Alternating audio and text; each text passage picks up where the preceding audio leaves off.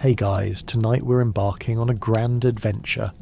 A journey so bewildering it makes your last relationship look like a slow uphill hike through a sunny park. We're diving into the uninspired world of ancient map making. Think of it as a time when people navigated the earth using squiggly lines and a whole lot of imagination. Spoiler alert. They had no clue what they were doing. Kind of like trying to assemble IKEA furniture without instructions. So, before we set sail on this cartographic comedy, take a moment to like the video and subscribe, but only if you enjoy what I do here. Leave a comment letting me know where you're tuning in from. It's always fun to see who's brave enough to join this late night expedition. Now, dim those lights, maybe turn on a fan for that delightful white noise, and get comfortable. Let's ask ourselves, have you ever wondered what it was like to sit there with a quill staring at the blank parchment-filled page? How did they even know which way was up? Did they argue over the shape of continents like it was a heated family dinner debate? And seriously, why were the dragons never included? Congratulations! You've just woken up in ancient Babylon holding a rather confused-looking map that appears to be leading you straight into a very angry cactus. Good luck! Welcome to the ancient world, where choosing a material for your maps was as critical as choosing the toppings for your pizza.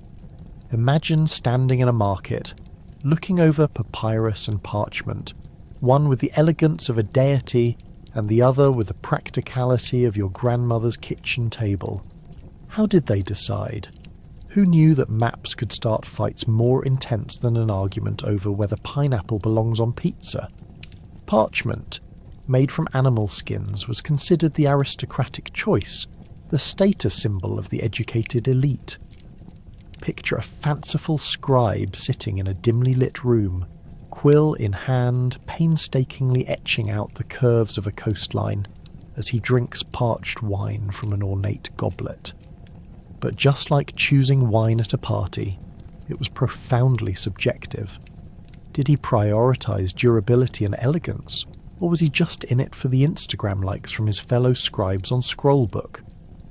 Meanwhile, papyrus, the inexpensive but often flimsy choice, beckoned to lesser mortals like an ad for fast food at 2 a.m.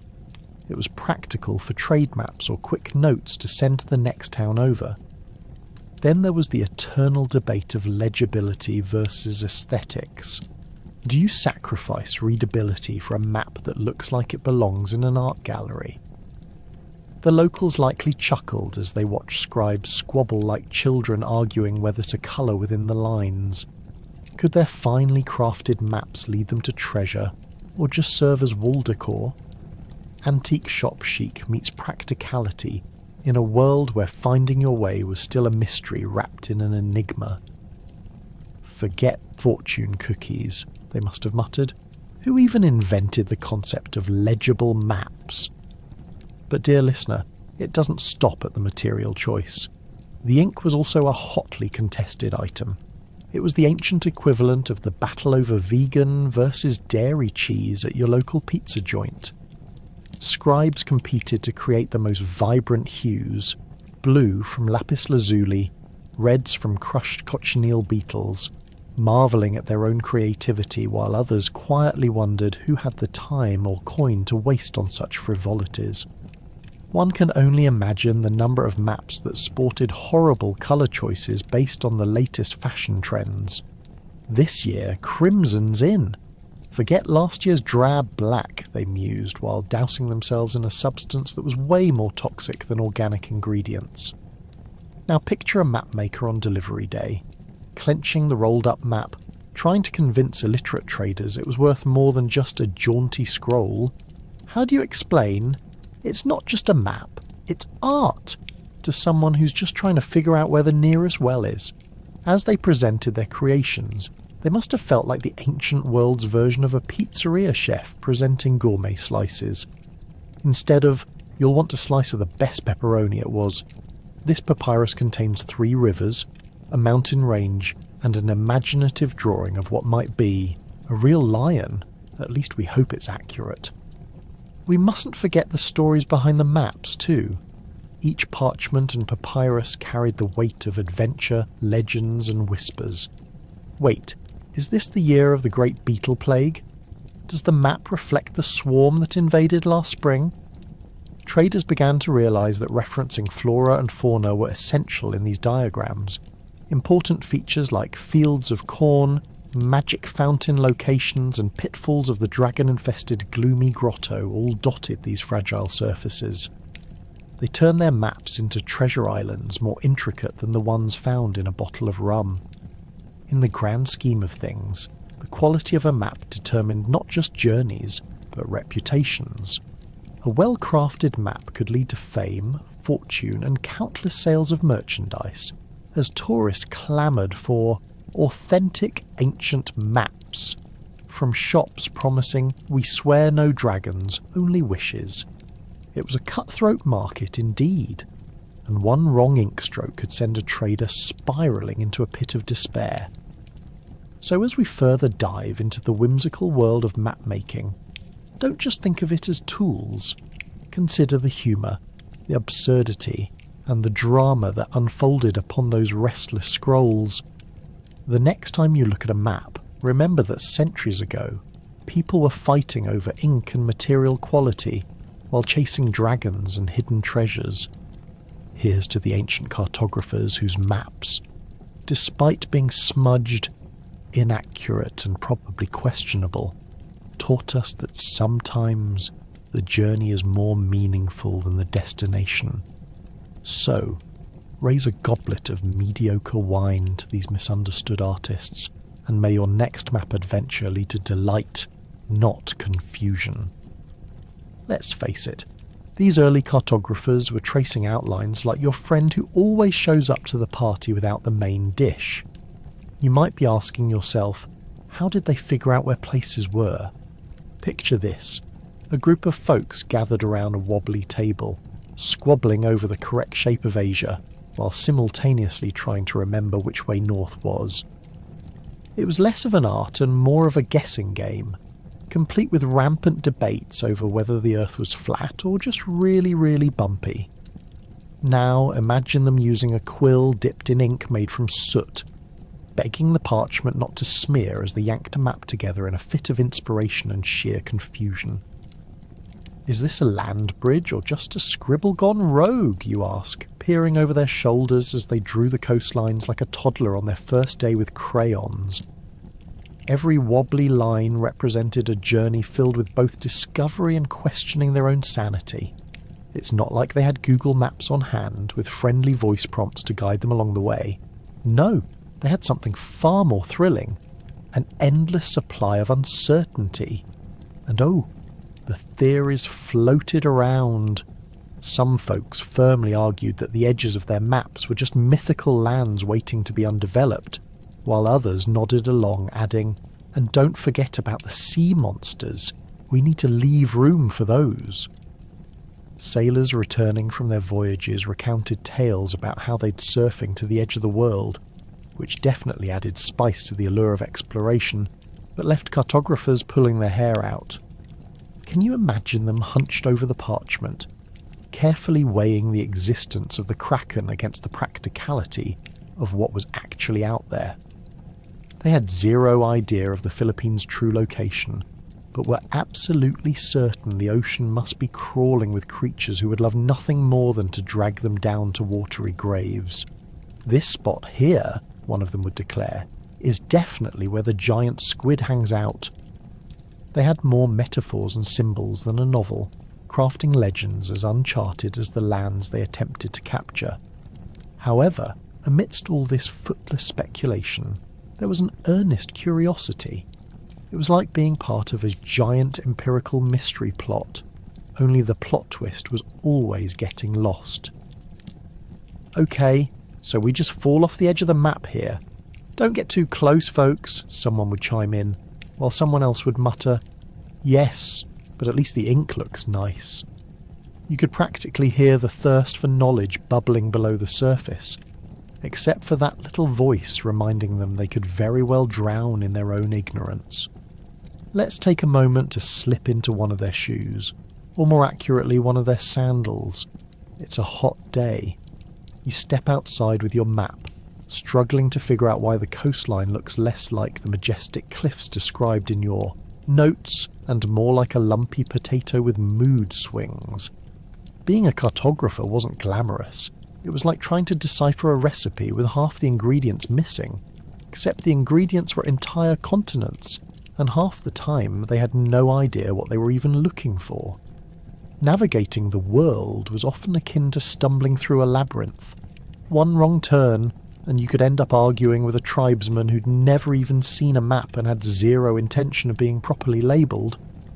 "This is where I live, not whatever place you scribbled on your parchment," they'd say, as the cartographer awkwardly scratched out their best guess and penned in "unknown territory," where the wild berries grew.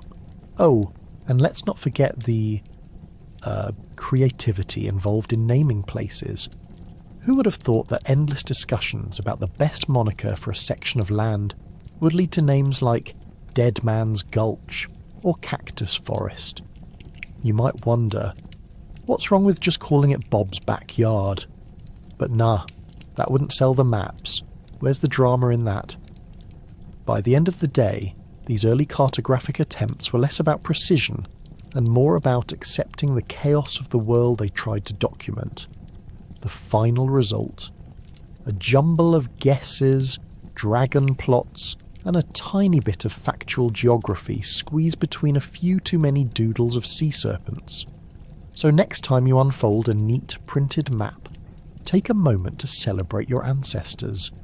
The brave, sometimes delirious souls who made a glorious mess trying to conquer the unknown, one whimsical squiggle at a time, and maybe raise a glass to those cartographers who brought imagination to life while desperately trying not to drown in it.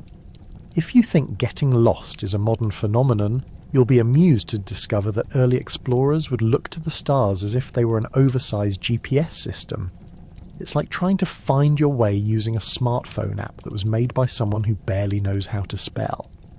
How did they even know when to stop? Well, I saw the Big Dipper last Tuesday, so that must mean I'm near Spain, right? So, set the stage. You're sailing on the open sea, feeling just as confident as the captain of a Viking ship, except you know absolutely nothing about what's beneath you or where you might actually be. Navigation in ancient times was about as sophisticated as a toddler with a crayon and a blank piece of paper. Each constellation scribbled across the sky served as a welcome guide, but often the messages were more cryptic than a toddler's drawings of family. Picture our intrepid explorers peering into the night sky, squinting at stars and trying to discern the difference between a cluster of celestial bodies, the remains of last night's dinner, and an ominous omen suggesting they were about to be swallowed by a whale. "Look, that one's shaped like my mother-in-law. Bad sign," they might exclaim, even as they squint in the bright moonlight and wish they had brought along some actual maps instead of just relying on superstition to get them across the ocean. But here's where things get dicey. As you're navigating, there are certain constants you think you can trust.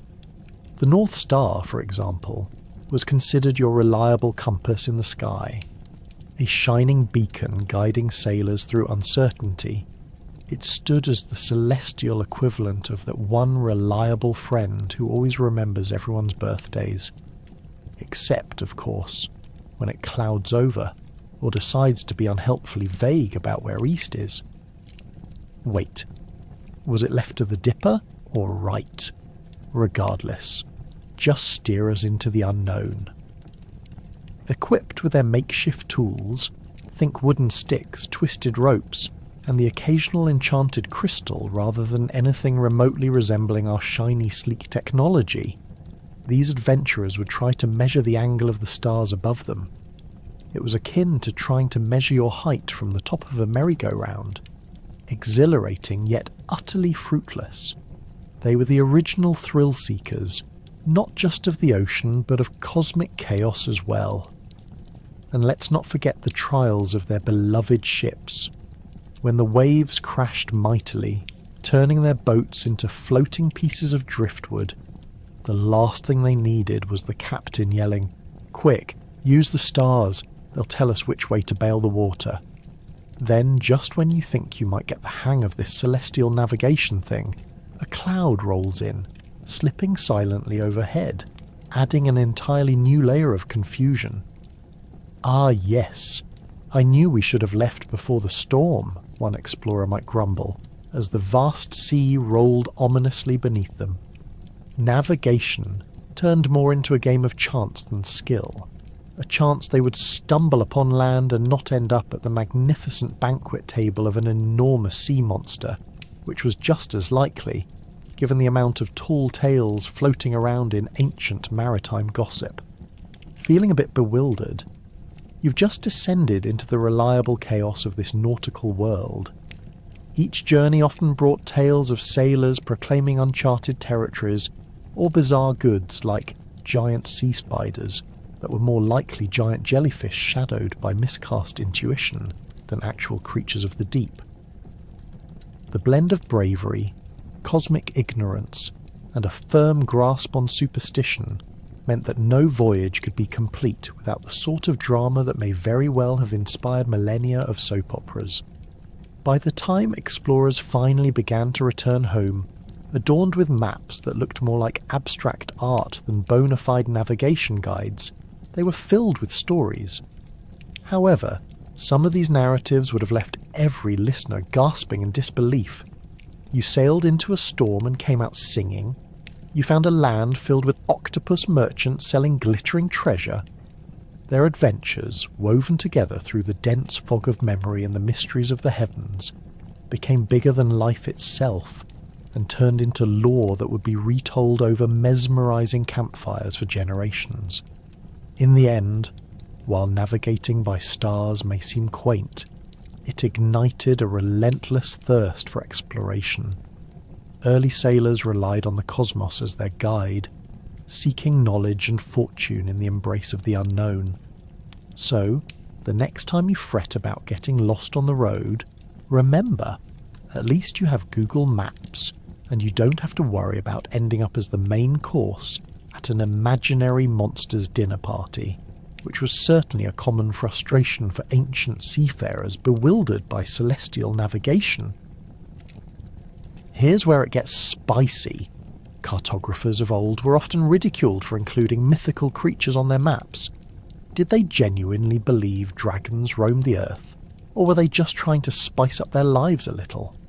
Imagine sitting in a map-making committee listening to someone passionately argue that the sea serpent was essential because it added flair. Spoilers. It did not add flair, only panic when the sailors saw nothing but flat water. Picture a group of solemn-faced mapmakers in a smoky room, quills in hand, debating whether to scribble "Here be dragons" in sprawling flowery script, completely convinced that an imaginary creature would make their maps more enticing. Why not just write, "Beware of cacti," right? As they gathered around the table, emotions ran high. One cartographer, a stout fellow with a moustache resembling a small bush, earnestly proposed that mythical beasts were the perfect deterrent for the timid traveller. "Here's the thing," he exclaimed. "It's one thing to go to an unknown land, but if there are potentially fire-breathing dragons, interest is definitely piqued. Real or not, we are selling maps, not just a road to the grocery store." The rest of the committee nodded solemnly, contemplating the potential of scaring off potential travellers with the mere whisper of the words fire-breathing. You might also be wondering why they didn't just clarify, "Dear adventurer, you won't actually encounter a dragon unless your epic quest goes horrifically sideways." But alas, setting expectations was not a luxury in a time when everyone had a tendency to confuse a lizard with a monster. From the absurd illustrations of winged beasts to the dolphin-like sea monsters waiting to devour hapless sailors, these embellishments were slowly transforming maps into medieval bestsellers. It was essentially the early version of clickbait, promising perilous paths and treacherous waters, but delivering far less danger than promised. You want an adventure? here's a dragon. Now, let's take a moment to ponder the unfortunate sailors who set out into the great unknown, clutching those maps with a hopeful gleam in their eyes and a voice echoing in their head. You're supposed to travel, not get eaten by a dragon. Armed with their fanciful maps, they set sail, praying to whatever gods would listen that the dragon would take a day off. Instead, they found themselves manning creaky wooden ships, battling the elements, and praying the wind didn't blow their way toward "here be monsters." Wouldn't they feel relieved upon stumbling across a quiet patch of unfathomable calm, just to realise that unless they went for milk, there was absolutely no one home? This debate between reality and legend echoed far beyond the cartographer's tables and set the tone for exploration itself. Who would want to venture into the unknown without some light-hearted fear to drive their courage? Ah, yes, that rowdy crew packing weapons and rolls of dried meat, conquering the high seas, all while regularly pausing to keep an eye out for fire-breathing dragons. No pressure at all. The sailors who believed in the discoveries of breathtaking lands were also conditioned to believe in beasts lurking in the shadows, flipping their ship over in a fit of rage. They understood survival rested on the distinction between monsters of imagination and those truly lurking under the sea.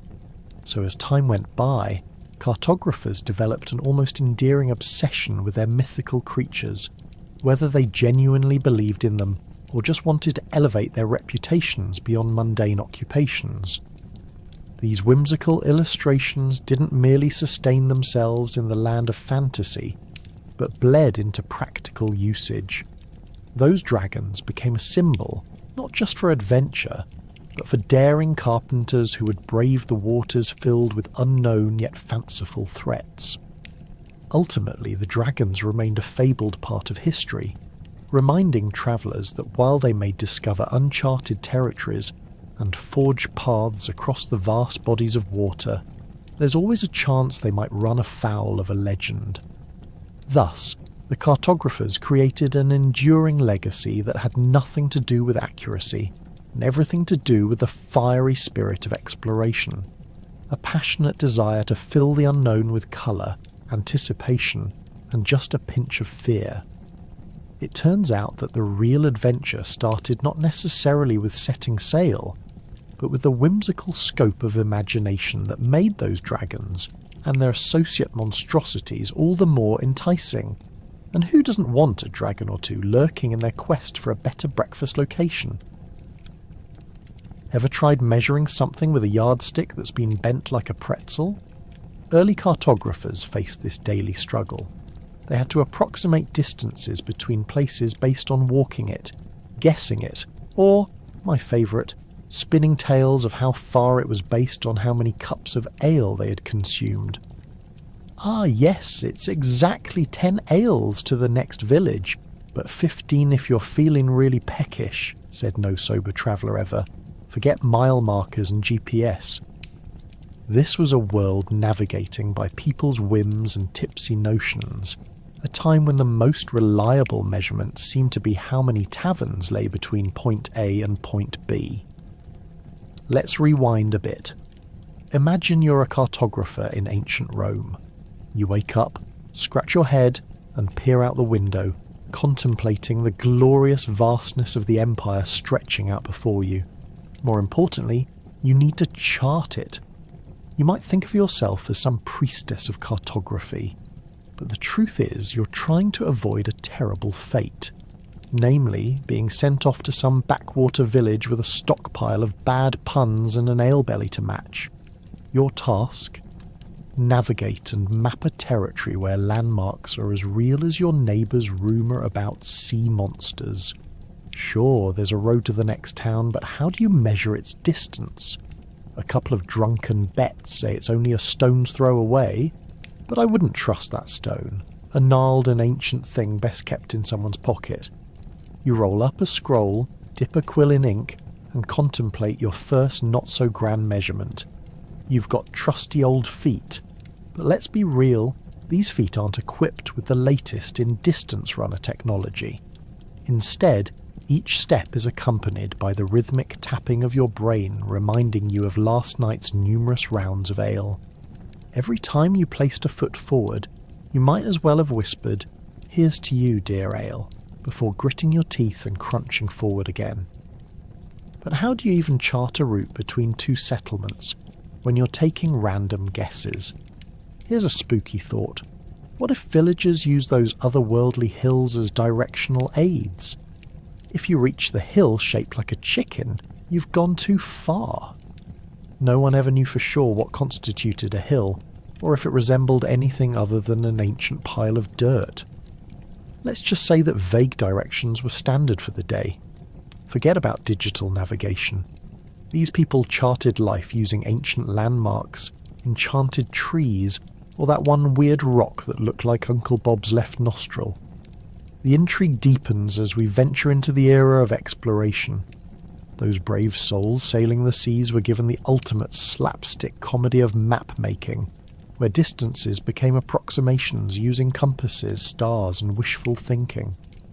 Ever tried sailing on a ship while measuring distance with erratic waves tossing you like a drunken toddler? Aye, matey, we've sailed somewhere around 300 leagues, or maybe 6 feet. Was the distance calculated by the sea? Did it have its own fantasy land in mind? How could anyone discern where they were when every wave seemed to be playing a mix of maritime tag? Then there were those famous maps, printed with excited ink sketches of newly discovered lands that were just as likely to end up as imaginary as they were official. Cartographers, incensed by cheesy tales and dubious metrics, became the original comedians of their craft. They'd write, "The kingdom of wonderment lies one inexplicable journey away." But let's face it, the distance descriptions came out more like pirate folklore than actual cartographic references. If only every land description truly showcased a real sense of enticement about sweet treasures, or, well, mermaids with sunken ships. Distance morphed into a combo of actual miles, tall tales, and artistic impressions, making every explorer a potential expert at confusing even themselves. No wonder there were such legendary stories about wandering tribes getting lost in translation, hoping to discover pearls of wisdom tucked away within every next village they found, only to realize no ale-filled distance could match the tales they crafted under moonlit skies. So, as modern folk, we hold distance measurements in our hands. We turn them into data elements on maps which ping us exact coordinates. Please take a moment to not only honour your GPS, but to also raise a glass, be it of water, juice, or even ale, to your ancient map-making forebears who didn't just navigate the world, but spun tales of distances that perhaps prompted more laughter than logical placement. Cheers to them for releasing the wanderlust in our souls, and for resting the weight of old maps on dubious indexes of distance wandering. If you've ever had a moment of trepidation while reading a map, just wait until you see what ancient cartographers wrote for parts of the world they didn't know. Here Be Dragons was less about the possibility of actual dragons, and more a genuine fear of getting devoured by a giant fish or something even worse, like public embarrassment. Can you imagine? A traveller sauntering up to a monstrous squiggle on a map and asking, "Hey, do you think the monster bites?" Picture it. You're standing at the edge of the known world, one foot on land and the other hovering over an unsettling void. It becomes clear that the only thing more dangerous than getting lost is the potential for trying to convince townsfolk that you bravely ventured into the land of no return, and then promptly returned with a tummy ache and existential crisis. Now, let's consider the decisions a mapmaker had to make. Should they honestly chart that great ocean they'd never sailed? Here's a big black patch, they might think, but we should totally write something romantic sounding nearby, like, "Beware, Sir Lancelot may now drag you to your doom." That'll get people moving. Honestly, at least it brought some flair to their otherwise blank parchment. Imagine being part of a committee for a city hall meeting about whether to label a giant shake of water as vastness of infinite peril, or just the mildly unpleasant aqueous area. What a choice. Those ancient jokesters clearly took map-making as an opportunity to stretch their imaginations further than their actual physical skills. Although dragons were rarely found flying over adult playgrounds, they became synonymous with the fears of those navigating the unknown. Men were not merely anxious about how many miles they could put between themselves and home. No, the real terror lay beneath the surface waters. Who knew what lurked in the depths? You could only hope a giant squid wouldn't decide to treat your little sailing vessel like a cocktail appetizer. In older medieval texts, it was noted that sailors returned with tales so wild and whimsical they would make even a bard swoon. Crying octopuses, mermaids with surprisingly aggressive tendencies, and whirlpools that spun like your neighbour's stubborn washing machine. But let's rewind a bit. The inspiration to render mythical creatures surged from these tales as cartographers sought to make sense of a world that didn't want to be understood. Antique maps served as battlegrounds for imagination. Fevered dreams of explorers who weren't quite equipped for the trek. Surely, here be dragons was a clever way of saying, we have no idea what's over there, and frankly, it sounds terrifying. And let's not forget the pressure to impress the noble patrons who funded these expeditions.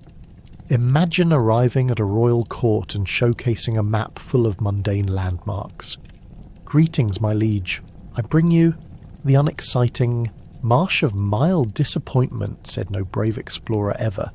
As the legend of dragons spawned wild new stories, epic creatures showed up on maps representing the sheer anxiety of early navigators.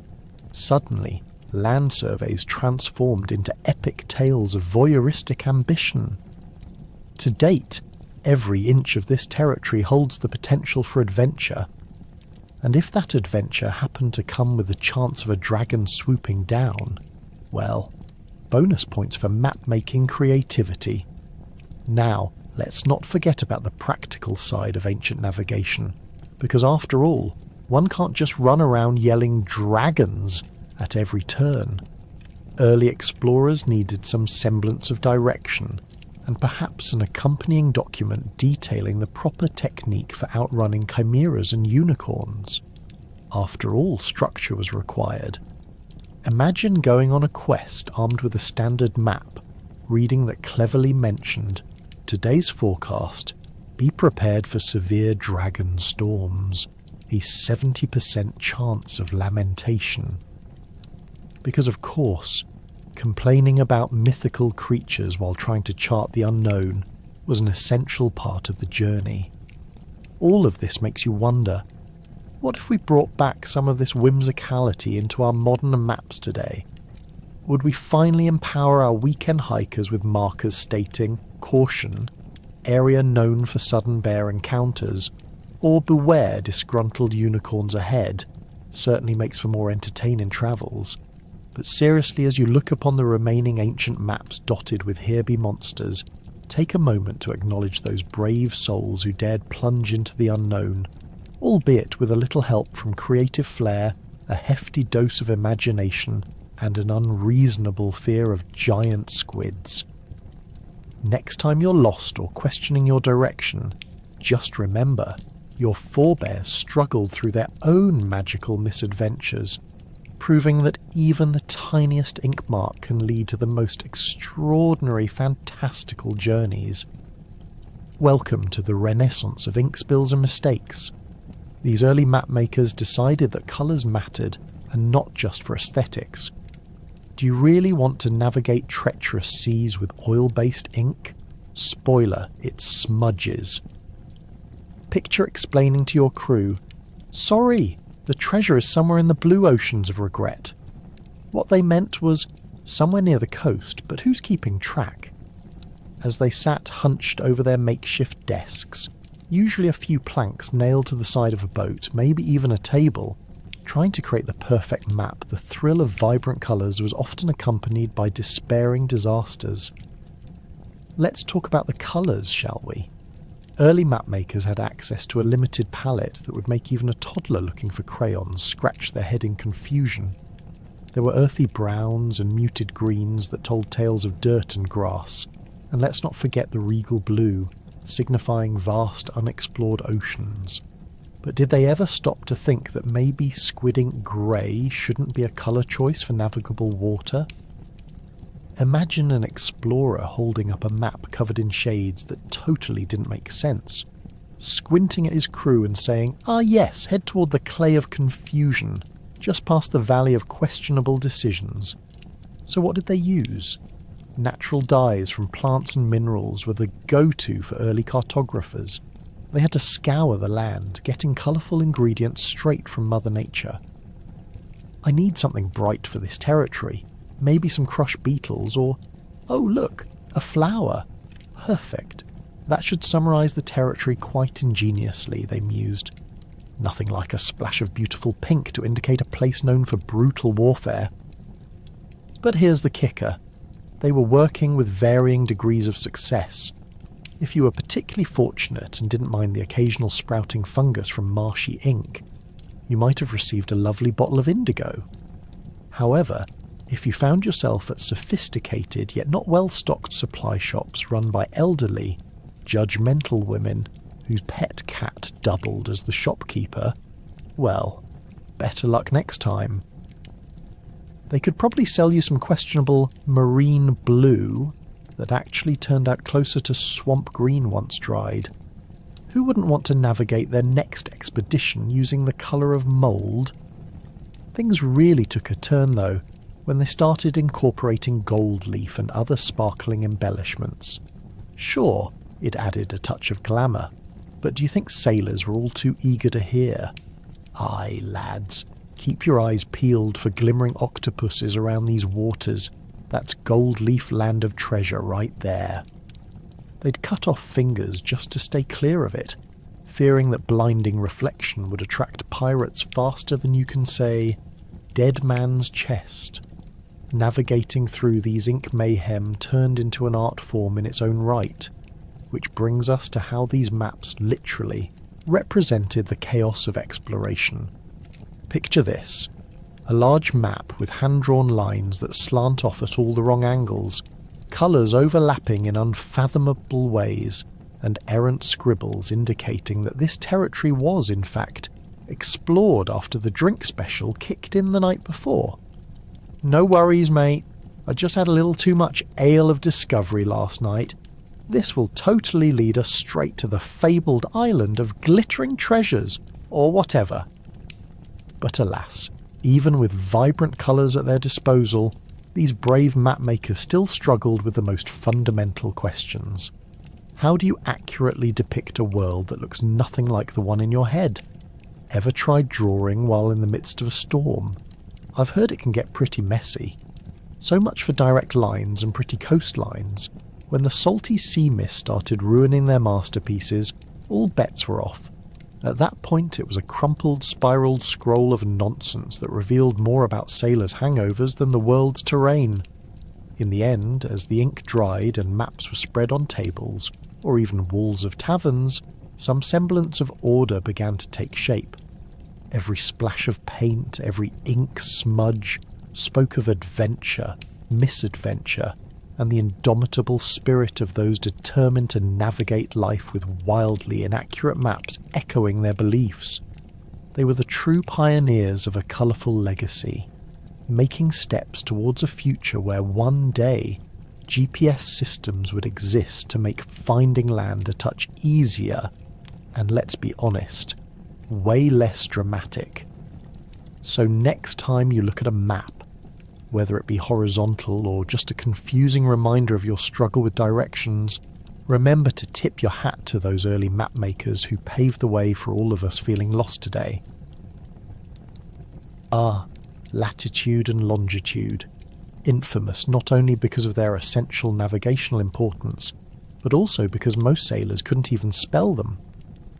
Picture a bunch of sailors trying to take readings while battling storms, and the only numbers that made sense were make it to land before we sink.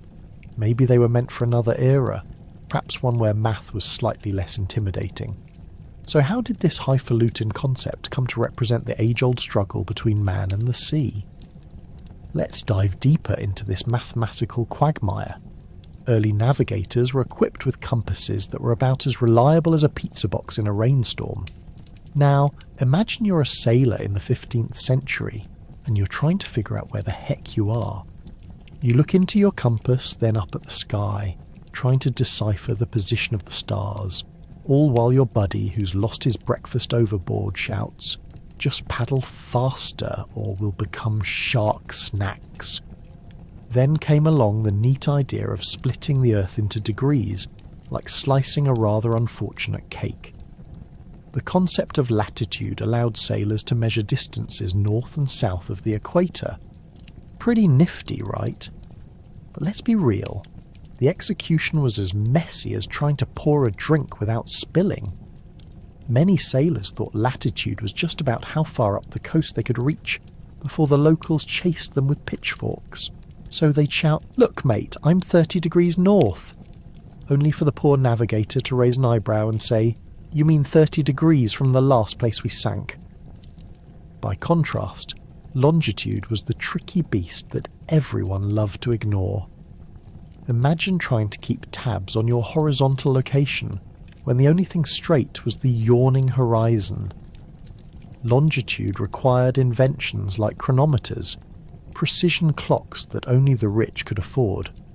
Picture a sailor shouting, "Excuse me, do you have the time?" "Oh right, I forgot, you're busy throwing up into a bucket."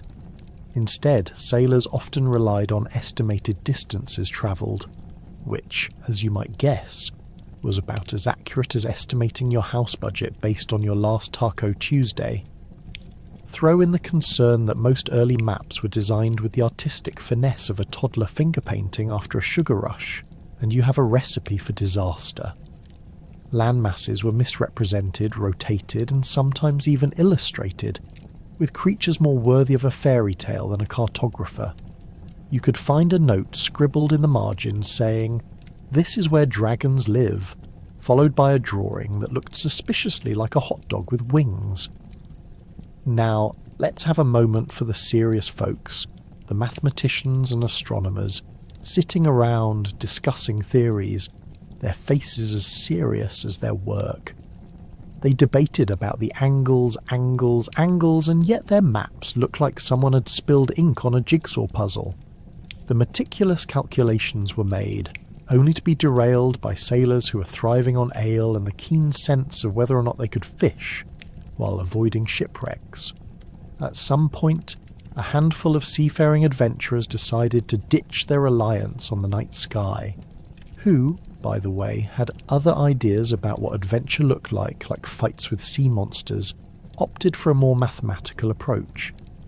They looked to the stars for guidance, forming a mental connection to constellations they could barely make out through drunken haze or storm clouds. Consequently, calculations were made, and adjustments to gear were given little more than a good enough assessment. However, you didn't need the understanding of a PhD in navigation to piece together that the best maps often featured local gossip. Here be hills, there be a nasty pirate. You had a better shot at survival if you listened to tales passed down than by following a longitude line that might have led you to a dead goat instead of the treasure.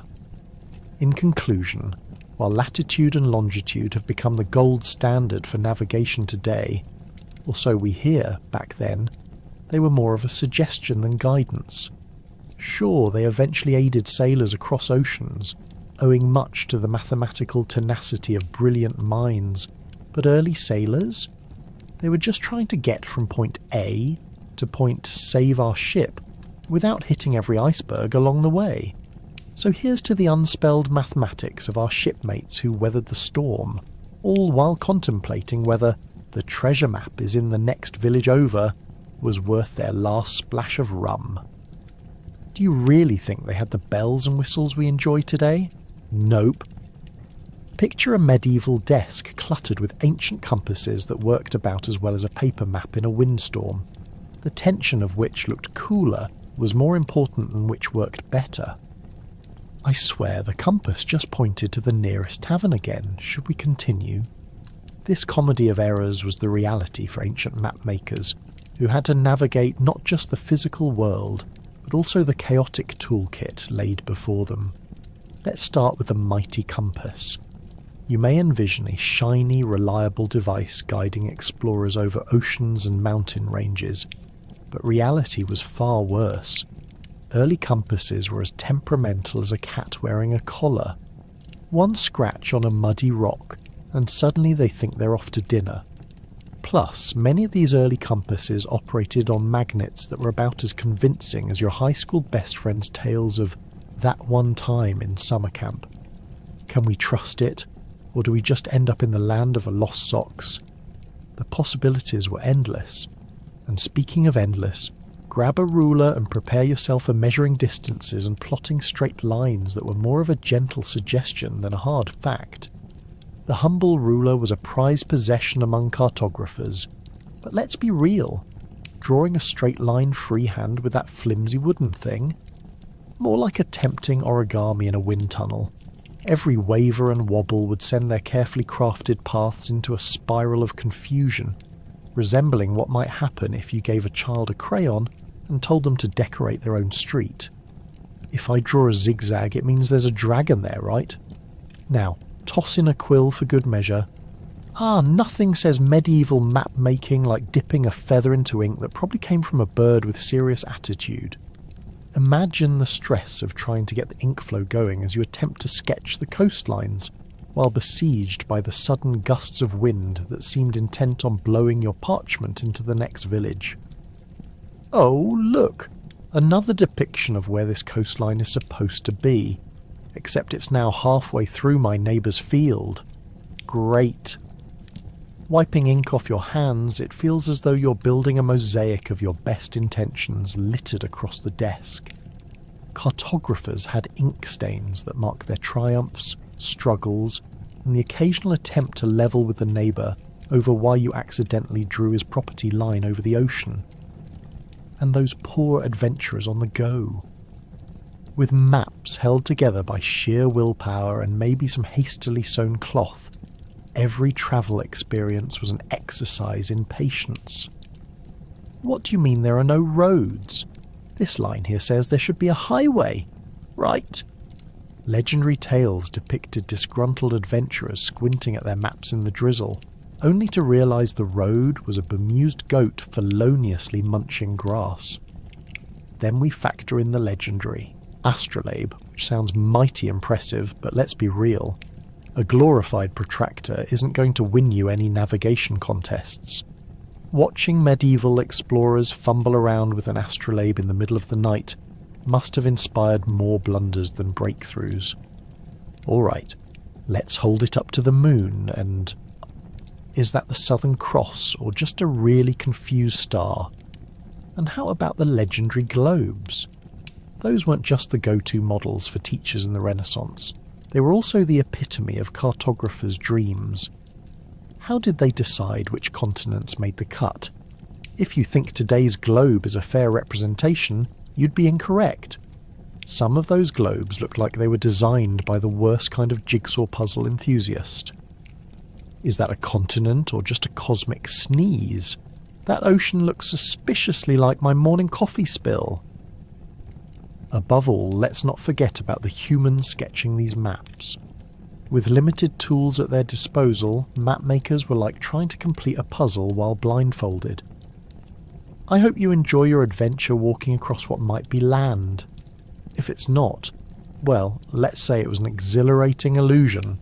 So as you drift off tonight, think of those ancient mapmakers amid a desk cluttered with bizarre tool choices and reflect on the absurdity of their pioneering spirit. They navigated the world with makeshift compasses and questionable star leadership, all while possibly mixing up their land with a neighbour's goat. Keep in mind, every map they created was not just a geographical exploration. It was an emblem of creativity, hiccups, and the humorous humanity that comes with trying to figure out which way is truly north. Because in the end, if they could forge ahead through the chaos, maybe there's hope for all of us navigating our own little adventures today. Imagine standing on a hill and wondering what the ancient world would consider a landmark. That pile of rocks, the tall leaning tree, a giant statue of a forgotten king holding a spoon. Early map makers probably did just that. But discussions over what should really make the map could easily escalate into a brawl over the validity of history versus a taste of fine architecture. It's as if early cartographers were auditioning for a reality show, where the biggest loser didn't just walk away without the cash, but also without a clue where in the world they were headed. Now, let's picture these enthusiastic cartographers in their fancy robes, mostly made of questionable fabric that hasn't been washed since last decade's plague. They gather around a crude map, squabbling and gesturing wildly about which landmarks to include and why. We absolutely must include the old soggy stone of High Point.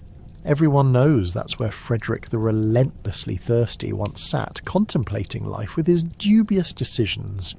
Never mind that it's just a moss-covered rock that makes for an excellent chair after a long day of hunting down sea monsters and arguing about longitude. Then there's the complication of the sacred trees, otherwise known as trees that might fall on your grandma's goat, which, by the way, is a crucial part of their decision-making process. You could picture a gang of brawling map makers.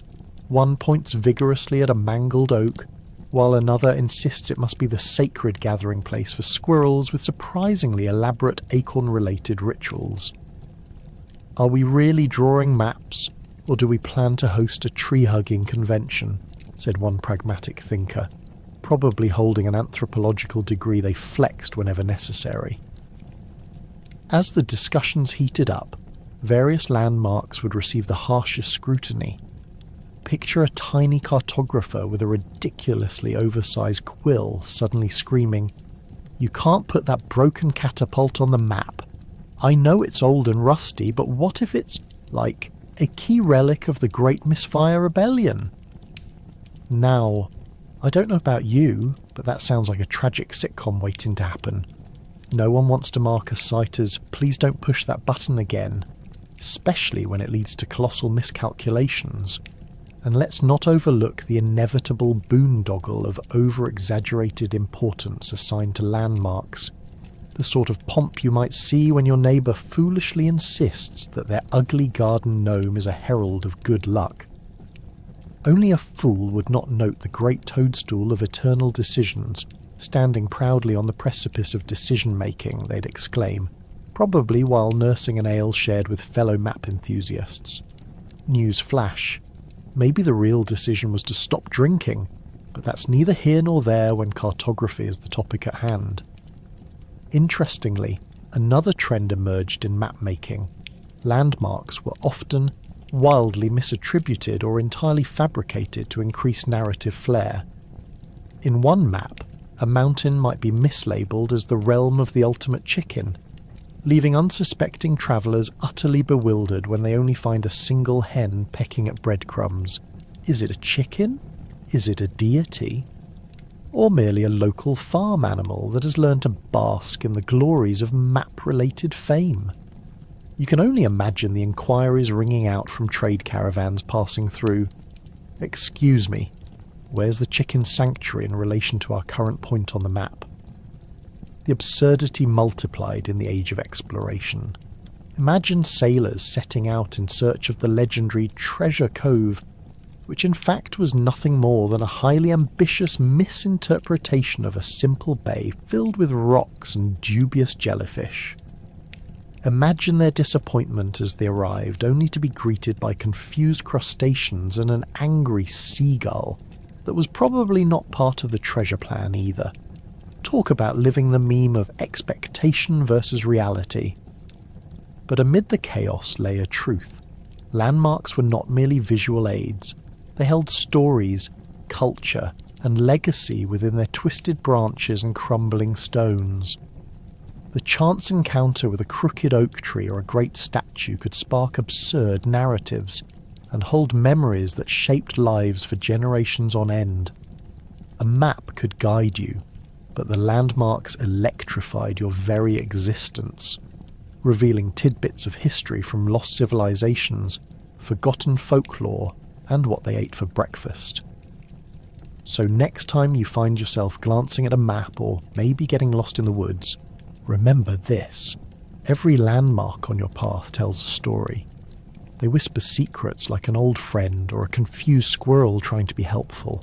And in those adventures, whether you uncover a forgotten king's spoon or simply trail into an unexpected pit, you realise that the beauty of life lies in those richly absurd, misallocated landmarks that guide our stories onward. Ancient maps were a dazzling mix of information and imagination. Why simply depict coasts when you could add gods, goddesses, and epic battles? 1 minute sailors are charting the coastlines, and the next they're embroiled in an argument about how the god of thunder would definitely mess up their shipment of papyrus. Can you even imagine the sales pitch? Come buy our maps. They have a 50% success rate and maybe a magical unicorn. Picture this: a bustling marketplace in ancient Greece. You're wandering between stalls, and suddenly you come across an elaborate map unfurling like a cinematic masterpiece. One side depicts a flawless coastline, while the other side is an explosion of myth. Sea monsters swirling in the depths, smoke-breathing dragons guarding treasure hoards, and a tiny representation of the mythical city of Atlantis tucked away, where it just might catch you off guard. This is no ordinary piece of parchment, my friend.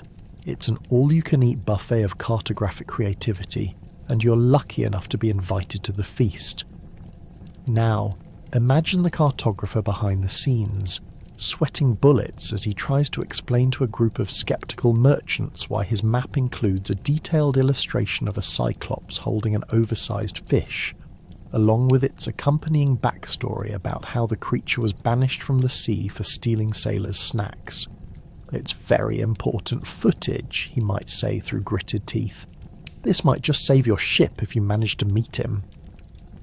Can you almost see the merchants rolling their eyes, wondering if they're about to take a risk that would rival an epic saga? But gods and monsters didn't only serve as embellishments, they also worked as navigational aids. This was truly a mythological GPS. When sailors would venture forth into uncharted waters, uncertainty would loom like a passing cloud of doom. Guess what they had to cling to? Stories of Poseidon tapping his trident against the waves to call forth the tempests. The thought of meeting such a god might keep them on course, ready to swear allegiance if only he could quell the tempest above.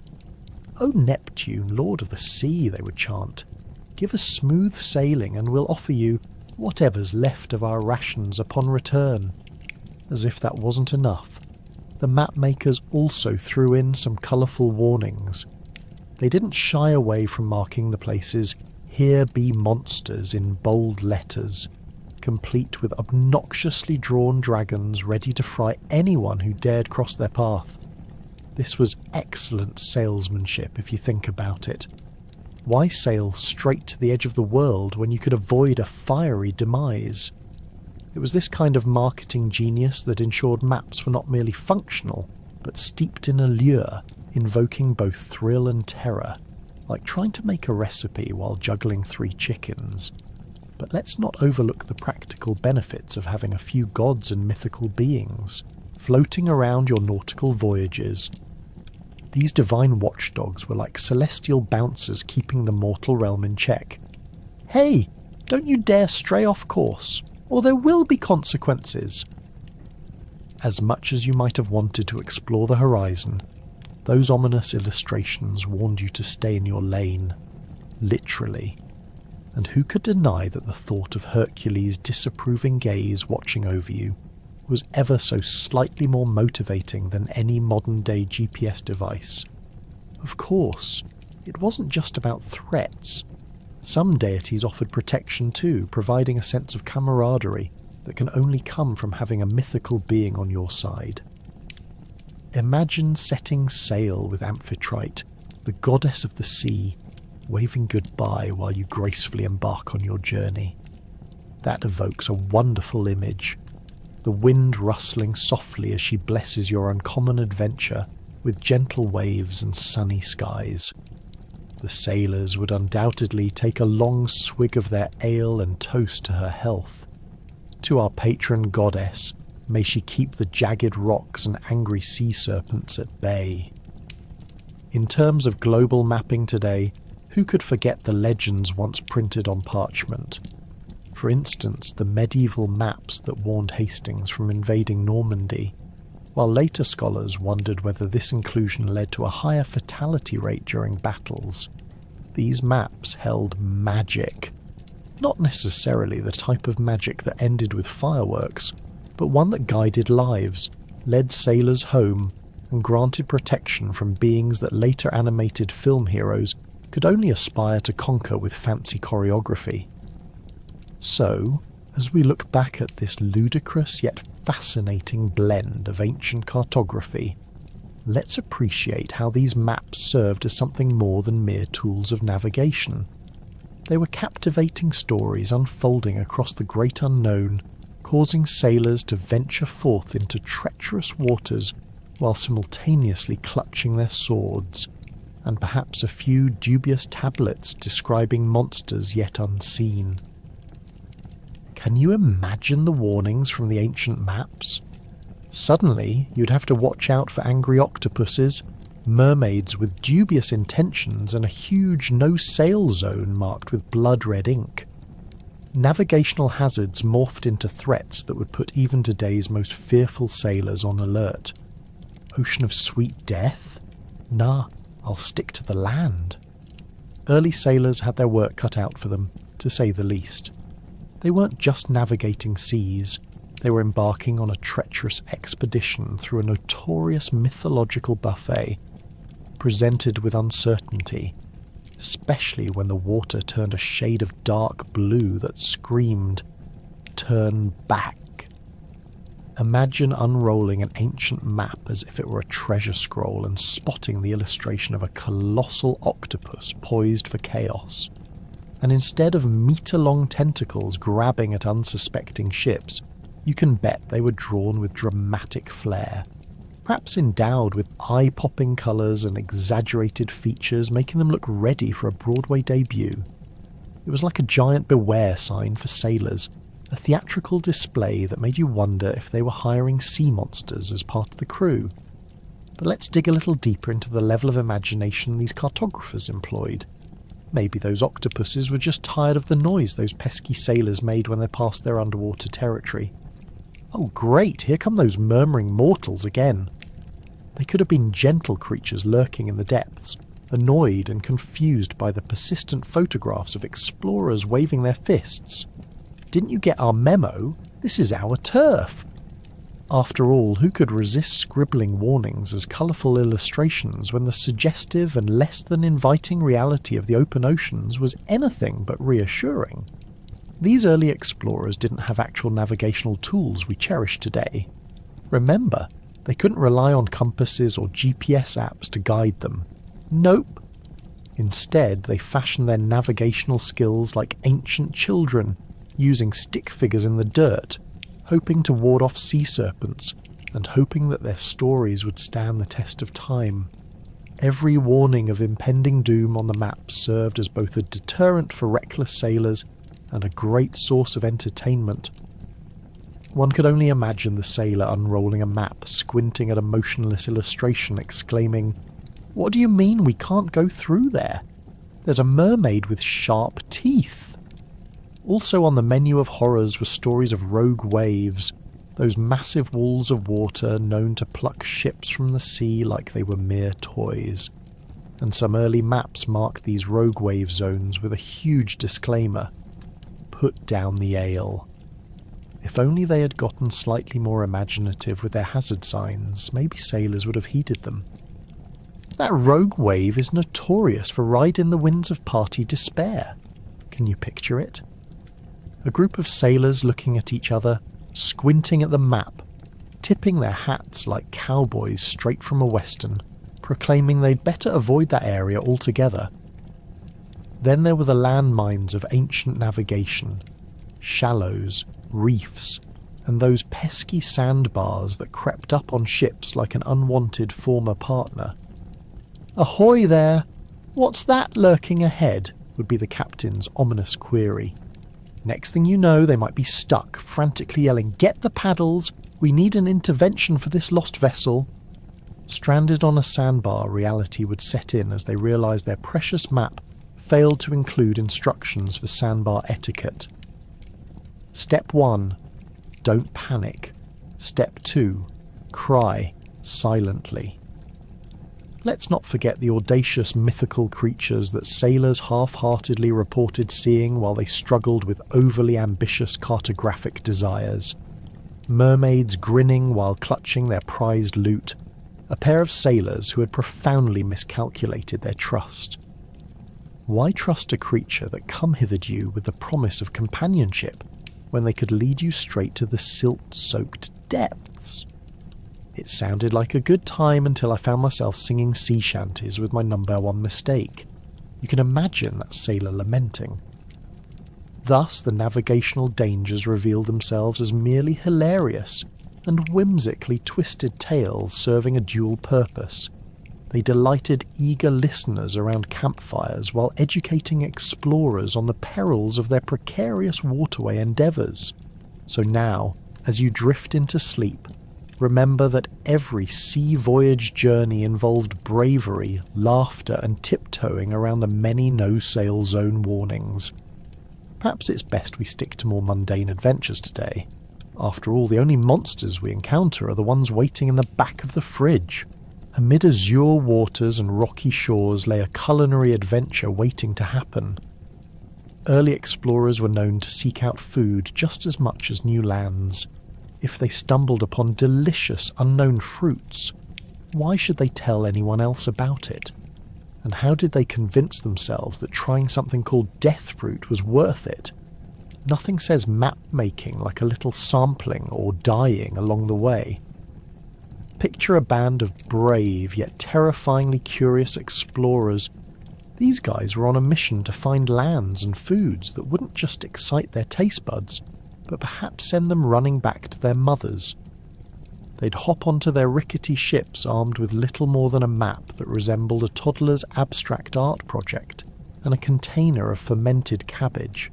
Because when you're at sea, it's either that or nothing. Every palm tree in the distance brought hope not just for new territory, but for the buried treasure of fresh produce. Along came the radical idea, why not try absolutely everything under the sun? Except obviously if it looked unappetizing, squirmed, or had a name that included the words death, grim, or never come back. Imagine their faces when they chomped into a pomegranate for the first time, wondering if they had just discovered the most delightful of treasures or a lethal poison that would do them in faster than realizing they left their tent unzipped in bear country. The culinary exploration was a game of chance. Each new berry, vegetable, or storied fruit brought about a blend of anticipation and terror, like watching a suspenseful thriller unfold. As they sat around the fire, fellow explorers would engage in a lively debate over the death fruit they encountered. You think it really kills you? Or is that just what they want you to think? Because nothing says delicious gourmet like the paranoia of potential mortality. Indeed, map-making wasn't just about geography. It was a gastronomical adventure cloaked in mystery. One day, they galaxy-brained themselves into believing they'd found a superfood, a miracle berry that did wonders for the body. The next, oh the horror, they might find an extraordinarily bitter and spiky fruit that tasted like regret. Undoubtedly, they'd be convinced they were about to deliver their last Instagram post while holding it. Here's my rugged adventurer persona, and this is my ticket out of here. Spoiler, it didn't work that way. And let's not forget about cooking methods or, well, lack thereof. When you're out there trekking through uncharted territories, the last thing you want is a fiery chariot of culinary excellence. You settle for whatever method keeps your food reasonably edible. Picture cooking fish over an open flame, which is lovely, except that whenever the fish starts decorating itself with smoke, you can't help but wonder if your taste can handle several more adventures into the unknown. Some explorers had to draw the line at lunch. Do I eat this sketchy coconut, or do I just scream while the seagulls feast on my sanity? Of course, there was also that treasure chest of spices to contend with. If you thought modern-day recipes could get spicy, you should have been among those juicy, oh-so-ravenous adventurers. It was a premium black pepper that came at a peppery price. Hunters, traders, and explorers alike would navigate territories not just for conquest, but for a chance to taste rare spices, where every merchant fetching black pepper would feel less like a vendor and more like a drug lord at the black market of flavour. You mean to tell me this sprinkle of dust has the power to elevate my vile porridge? They'd exclaim, believing they were on the edge of the greatest culinary discovery of their lives. This culinary endeavour also served a vital purpose beyond simply satisfying their cravings. Food was a unifying force. At every gathering, these numbers of explorers would share tales of their newfound treasures, but no one wanted the embarrassing credibility of culinary failure. Did you see the way he recoiled after trying the spiked fruit would echo around the campfire? Fear was not just the spice of life, it was the main ingredient. That tasted like pure sadness, but sure, let's add it to the map for the next poor soul attempting a snack break. So, with every fruit, or fear, these explorers added to their maps, the pressure swelled. They found joy and terror in equal measure on their gastronomical journey, more unsure of their own taste buds than before, but let's be real, their quest for flavour became one of the more significant highlights amid the chaotic scribbles on their ancient maps. Each dish they sampled or avoided also sparked curiosity and led future adventurers to navigate taste and decipher why they should never trust a fruit with spikes or an odd name ever again. As if the vibrant, unconvincing sketches weren't hard enough, the evolution to printed maps set the stage for more silly mistakes. Picture all that excitement leading to the first printed maps, only to realise that someone misprinted 90% of the places. Sure looks like the city of Do Not Enter is right next to wildly successful tavern. Who double-checked the printing today? It was as if printers were slightly better at making grilled cheese sandwiches than accurately conveying information. Imagine holding a map that sends you on a journey to the equivalent of a trapdoor rather than a tavern where your friends are waiting. Early printmaking had more hiccups than a medieval jester. The process was a complex dance of woodblocks, inks, and a prayer or two that some overly ambitious artisan didn't mistakenly carve Narnia where Barcelona should be. You might chuckle, but early mapmakers tackled the ultimate challenge, cramming the entirety of known geography onto a page without it resembling a toddler's scribbles on a Friday night. Hungrily scratching their heads, they believed crummy geography was just a small price to pay for the thrill of printing. I swear this tree was a mountain 5 minutes ago. I need the job, so let's forge ahead. As cities morphed into abstract art forms on paper, the early battalions of cartographers began to realise they had unwittingly unleashed a legend. There was not just a clash of beauty and practicality, it was a mighty clash of oversized egos that resulted in ridiculous illustrations. Look, my giant squid seems more real than your entire country. Talk about increases in tourist traps. They were bound to find the lurking beast cave on every travel brochure because, let's be honest, who wouldn't want to explore a cave where tourists would either get a great photo or terrible nightmares? But misprints weren't the only egg on their faces.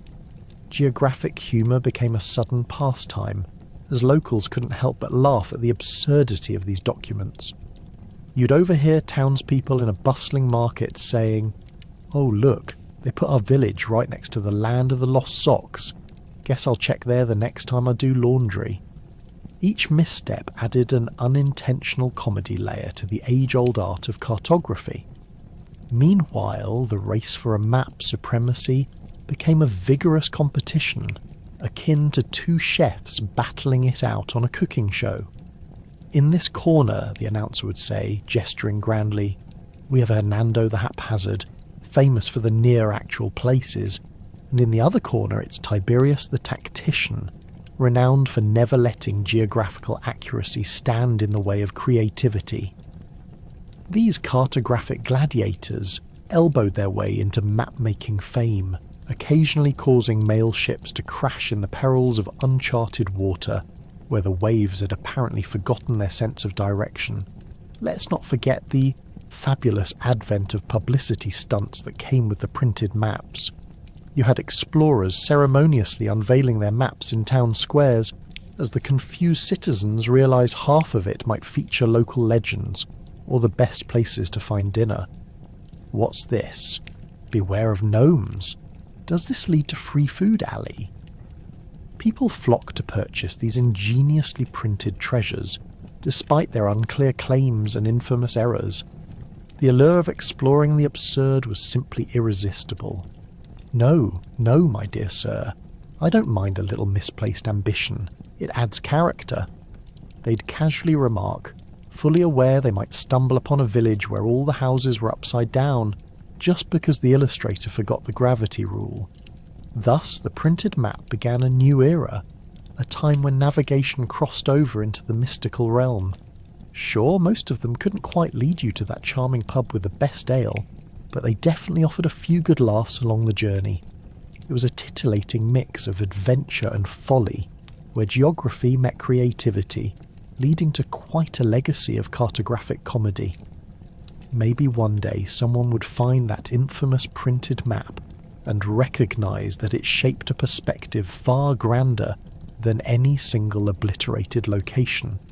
It embodied the human spirit, ever willing to laugh amid misdirection, just as we do today. And after all, who doesn't enjoy a good misadventure now and then? Uncharted territories, the ultimate good luck out there zone. It's like going on a hike with no path and knowing you'll probably survive. But isn't it better to stay near well-documented areas like Don't Go? Why wander into the zone labelled X marks the nope? You might find a friend, or just a really angry squirrel. Picture it. Brave explorers setting sail into the great unknown, armed with nothing but a questionable map and a boat that could use a solid patch job. Did they really think they'd find anything other than confusion, and perhaps a very disgruntled walrus? The lure of the unknown was definitely more appealing than the harsh truth of a simple life stuck in the fields, so into the uncharted they went, knee-deep in dreams of glory that often did not come with a side of sanity. What were these territories anyway? They weren't just empty patches on a parchment. No, they were realms filled with possibilities, or peril. You could just as easily stumble upon a hidden paradise as you could fall into a pit filled with something decidedly more fatal, like quicksand or ancient booby traps. "Look at that blank space on the map," yelled one overly eager adventurer. "I'm sure it's just waiting to be filled with my name." Because who wouldn't want to be the first to claim a land that probably had a good reason for being left off the maps, like impenetrable jungles filled with questionable wildlife or mysterious tribes whose welcome might come with a violent twist? But let's be real, there was also the diversity of the unknown. What better way to spice up your life than to step into territories no one wanted to bother charting? Countless uninhabited islands, expanses of land marked only by scribbles of what, hopefully, were not curses placed on anyone who dared set foot there. Those brave souls would frequent taverns annotating their journeys with alcohol-fueled tales of their incredible discoveries, or complete misunderstandings depending on the number of ales in their bellies by the tale's end. And how about discovery? Oh yes, nothing brings a smile to an explorer's face quite like turning up unexpected fruits or finding treasures, which sometimes meant just collecting rock formations that their families would eventually use as garden decor. Picture them holding up a series of unidentifiable fruits and claiming, "I've just changed the culinary landscape of history." But rarely did they consider what poisonous, or even mildly annoying discoveries lay in wait. Can we just take a moment to appreciate how they determined whether a plant was edible? Looks like it could kill me. Let me just take a big bite for science, or to impress my crew. Not to mention, a map wasn't merely a guide, it was like a daring game of dare you to adventure. Hey, look at this huge mountain range labelled as "Do Not Attempt." Surely we will conquer this. How hard could it possibly be? Only for them to find out that making it to the summit was less about success and more about serious fitness challenges that ended with hasty retreats, and maybe a bruised ego, or worse. So, how could any self-respecting mapmaker avoid these intriguing uncharted spaces brimming with danger and adventure? Those territories presented opportunities for unimaginable tales of survival and triumph and miscommunication that certainly involved locals confused at what the travellers were doing. If you were lucky, you might strike friendships that would last, unless someone brought more meat than their ship could hold, leading to questionable counsellor ideas like, "Let's build a village, who needs a license?" As if it could be that simple. But alas, for every explorer who had grand adventures, there was certainly another who merely went missing, and was later sarcastically summed up on a regional map with the message "Last seen here." Somehow the thrill of the unknown still intrigued even the most timid of souls, because every once in a while an explorer would return from the forbidden mapping zones. They'd bear intricately embroidered tales that left everyone wishing they'd taken leaps of faith too. Did you see what they returned with? My nose cannot handle another mystery potion tale, or I'll take to the quill and relive it all.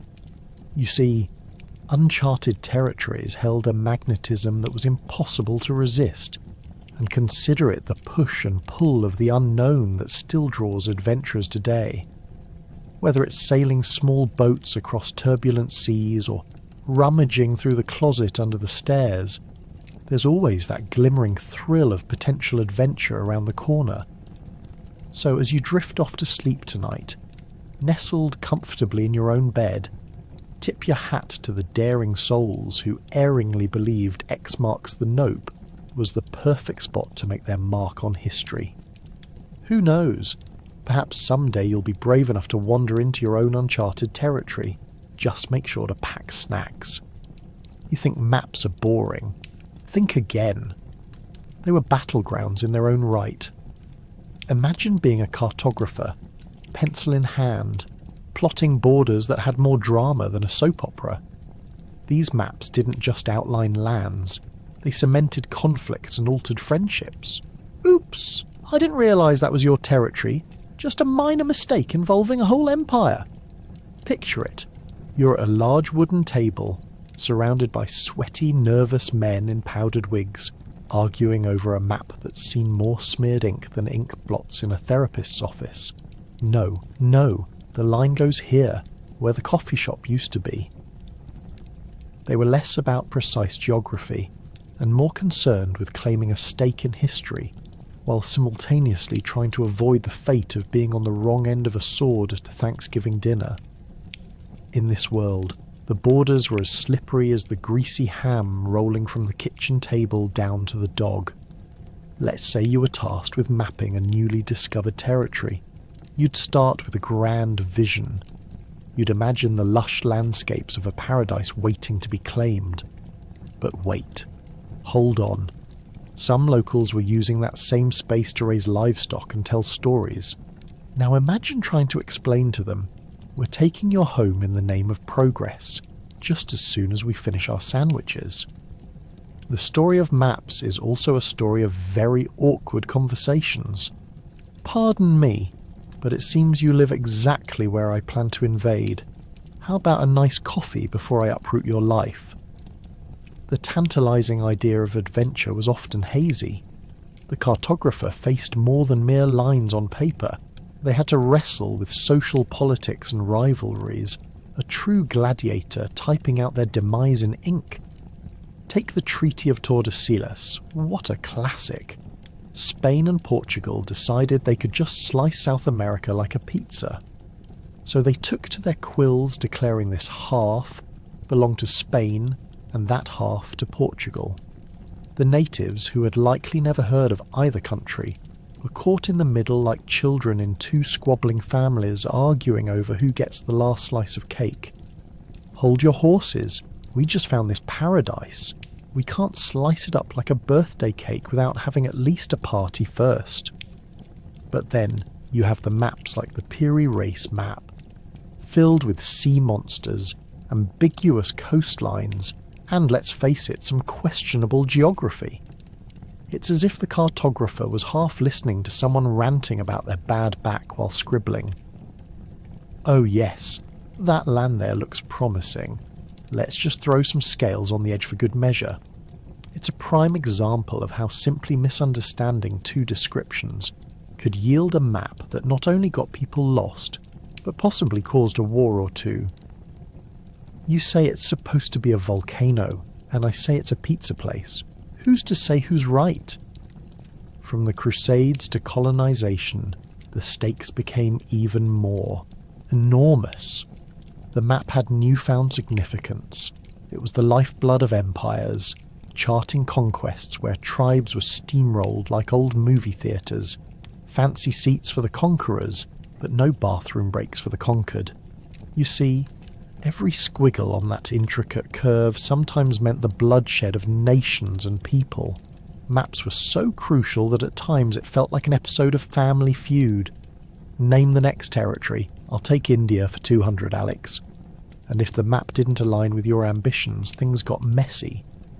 It was the perfect storm for political theatre, showcasing how powerful men in fancy clothing could dictate fates from a distance, all due to some hastily drawn map. Picture an exhausted explorer just proposing a new territory only to hear, "Ah yes, land rights terms are in dispute. How about you present at our next public forum where swords will be drawn?" Ultimately, the idea that a single map could change the course of human history is bewilderingly absurd, yet completely valid.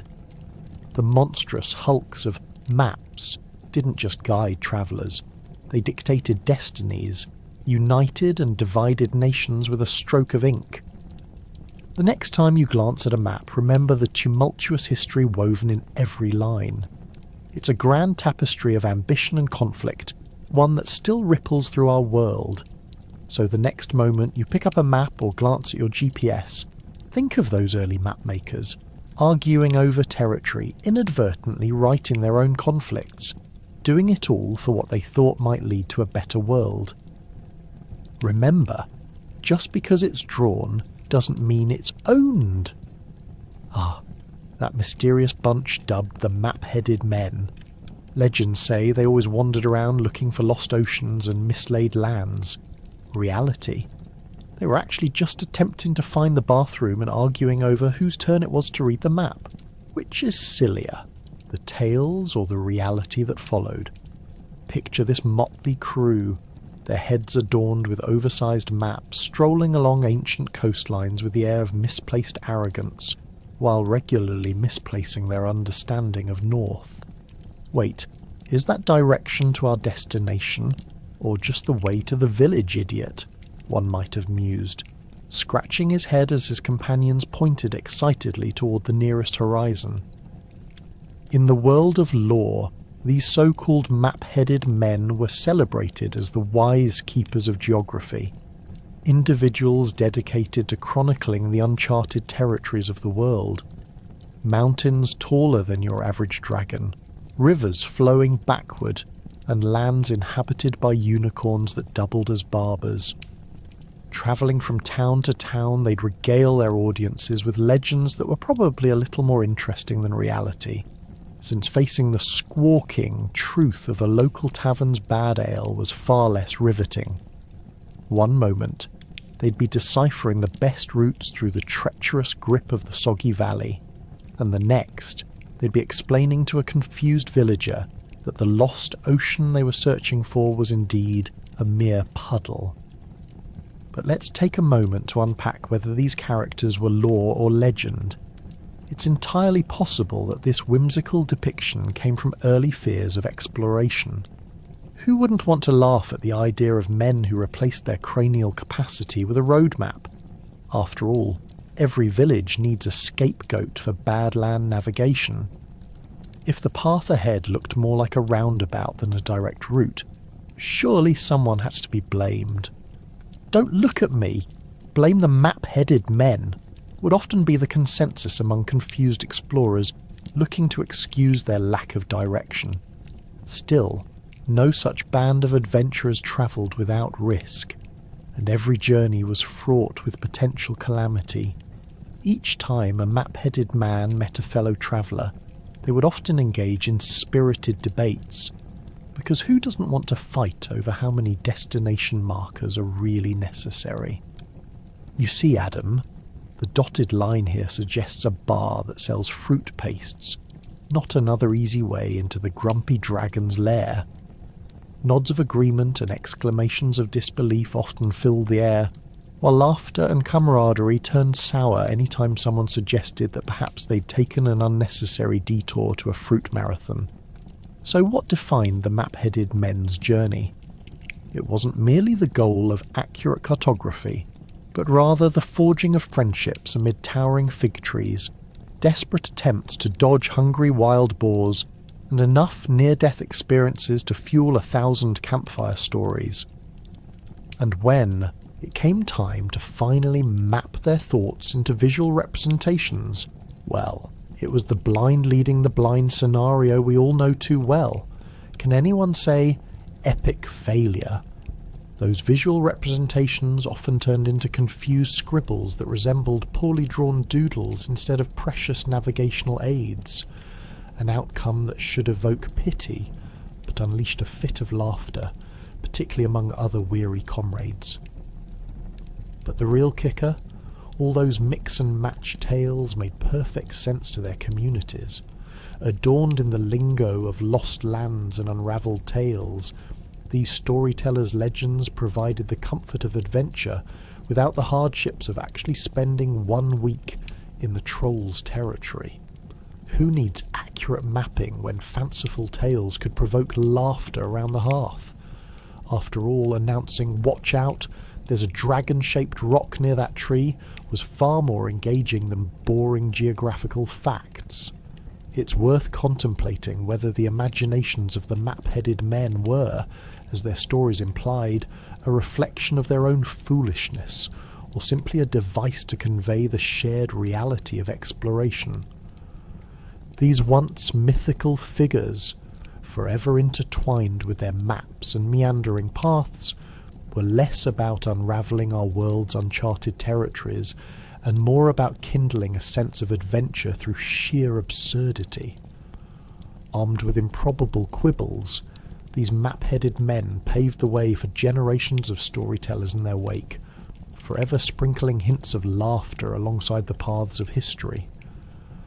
As we wander through tales of misguided adventure on an old-time map, let's raise a toast to the map-headed men, for they remind us that it's not always about reaching the intended destination, but rather embracing the detours and combining experiences. Here's to never having to choose between locating the nearest tavern and fending off mythical beasts, or maybe just laughing at the confusion of whoever happened to read the map wrong. Every adventurer had to read a map, but what if no one could actually figure out how? Can you picture trying to follow a path only to realise you walked yourself into a tangle of roses marked, "Here be hedgehogs"? Map reading was the first theatre of the absurd, where you only learn to doubt your own sense of direction. It's almost poetic, really. Imagine being an ancient sailor squinting out at the horizon, holding a map that somehow has both a treasure symbol and an exceedingly angry crab note scrawled in the same area. Was that really a sea route? Or just another great prank pulled by the locals? Now let's take our time to think. What kind of education did these navigators have? Picture them, wide-eyed scholars trying to decipher squiggly lines while simultaneously fighting off seagulls that had mistaken their maps for a tasty snack. "Stop eating my instructions, you feathered fiend," they may have shouted. This was the true academic challenge of the day. No chalkboards, no textbooks. Only their awful sketches smeared in salt water, held together by sheer willpower.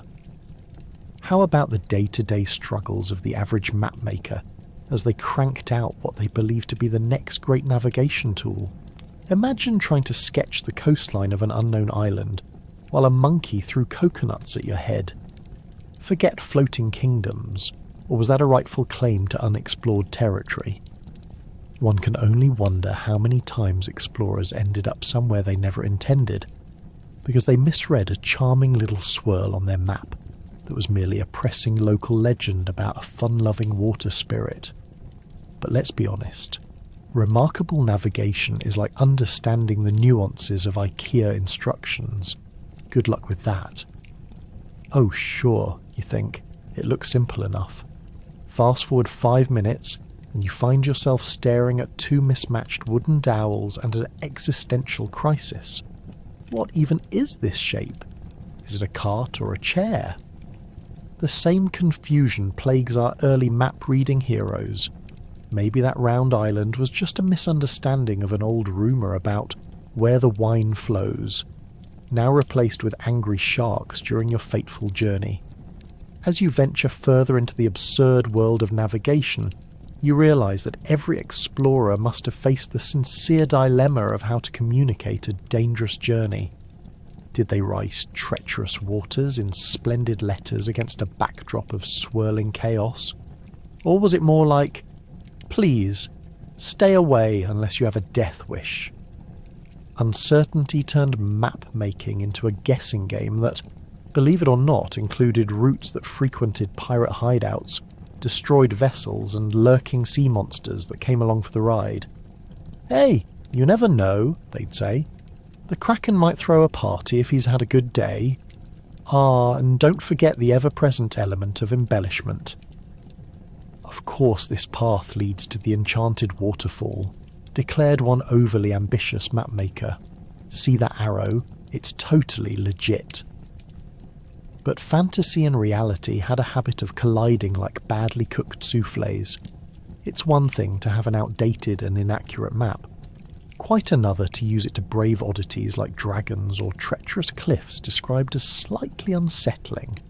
You'd almost think they were inscribed for comedic relief. Travel at your own risk. Bring snacks. Ultimately, understanding and creating maps was less about technical proficiency and more of an adventure into surrealism. Each map was a blend of hopes, prayers, and failed attempts, a tapestry of cultural legends infused with unknown outcomes. As sailors raced off on these poorly interpreted voyages, armed with what amounted to little more than wild imaginations, one thing became clear. The maps had a voice, and a life of their own. On the high seas, humour and frustration went hand in hand. "We're navigating through uncharted waters," they must have shouted, often while glancing nervously at their mates, all of whom were just as lost. So, now you've understood that being an adventurer in this era was not just about brute strength. It also necessitated a willingness to embrace the chaotic whims of paper and ink. As long as you had a sturdy vessel, and the audacity to charge onward into uncertainty, your journey might just devolve into a grand tale worthy of retelling, much like the public art of the worst navigational mistakes immortalised on parchment. Now, who wouldn't celebrate an epic misadventure or the lost treasure beneath the sea? Just remember, always double-check which side your map is printed on, because nobody wants to end up in the land of confusion. Here's where we might need to dip our toes into flood territory. Ever wonder how those early maps survived the Great Flood? Spoilers, they didn't. Imagine trying to draw an outline of where land used to be while floating downstream. So, last week, this was land. Oh, was that also a mountain? Forget that. Navigational charts back then were less about precise geography and more like creatively imagining your next vacation in a land where the waves don't knock your hat off. Picture this chaotic scene. Early explorers frantically scribbling their journey while holding on for dear life to the deck of a boat. It's already hard enough not to fall overboard. Now they're expected to keep track of towns which might have just slipped underwater like last year's embarrassing fashion choice. Honestly, it was probably easier just to draw a doodle of a fish and declare an entire ocean as uncharted. That way they could blame any confusing maps on those pesky sea creatures. Yeah, about those landmarks. See, I was attacked by a giant squid right here, and I had to negotiate safe passage across a whirlpool of doom in that direction. So who remembers where we were going again? With all that turbulence, it's no wonder that maps from that era could suggest that entire continents were moving around like they were auditioning for a reality show. Breaking land, who will be the last to stay above water? You could practically hear explorers muttering, "Great, another mystery island popped up overnight. Thanks, nature." And don't even get me started on the poor tree they had marked down as a landmark. Sure, it was standing majestically during pleasant weather, but throw a flood into the mix and that beauty was gone, replaced by a floating reminder of past dreams. Was this a cedar or an oak? Either way, it's history now. When ancient mariners collided with floods, their compass skills took a vacation. Navigational aids became as useful as using a banana peel for a sailing anchor. Imagine the first person who thought, "Now, let me just consult my device," only to pull out a soggy parchment that looked more like abstract art than an actual guide to safe coastal navigation. To be fair, this does capture the essence of confusion perfectly. But not all was lost amid the waves. In fact, every calamity comes with its own sliver of silver lining. You see, every time the waters rose, cartographers retaliated with fantasy geography. They made up entire lands, like Atlantis, but with 90% less insurance coverage. So as they scribbled imaginatively on their parchment, they declared that X marks the spot, unless it's just a big fat oops, where's the land again? And before you knew it, sailors were not just navigating, they were hunting for tiny islands of the fanciful kind. A real-life version of Where's Waldo, but with mystical forest gnomes instead of cartoon characters. Of course, after these natural disasters, when the water receded, with some apology for submerging half the kingdom, the denizens still had no idea what their land actually looked like anymore.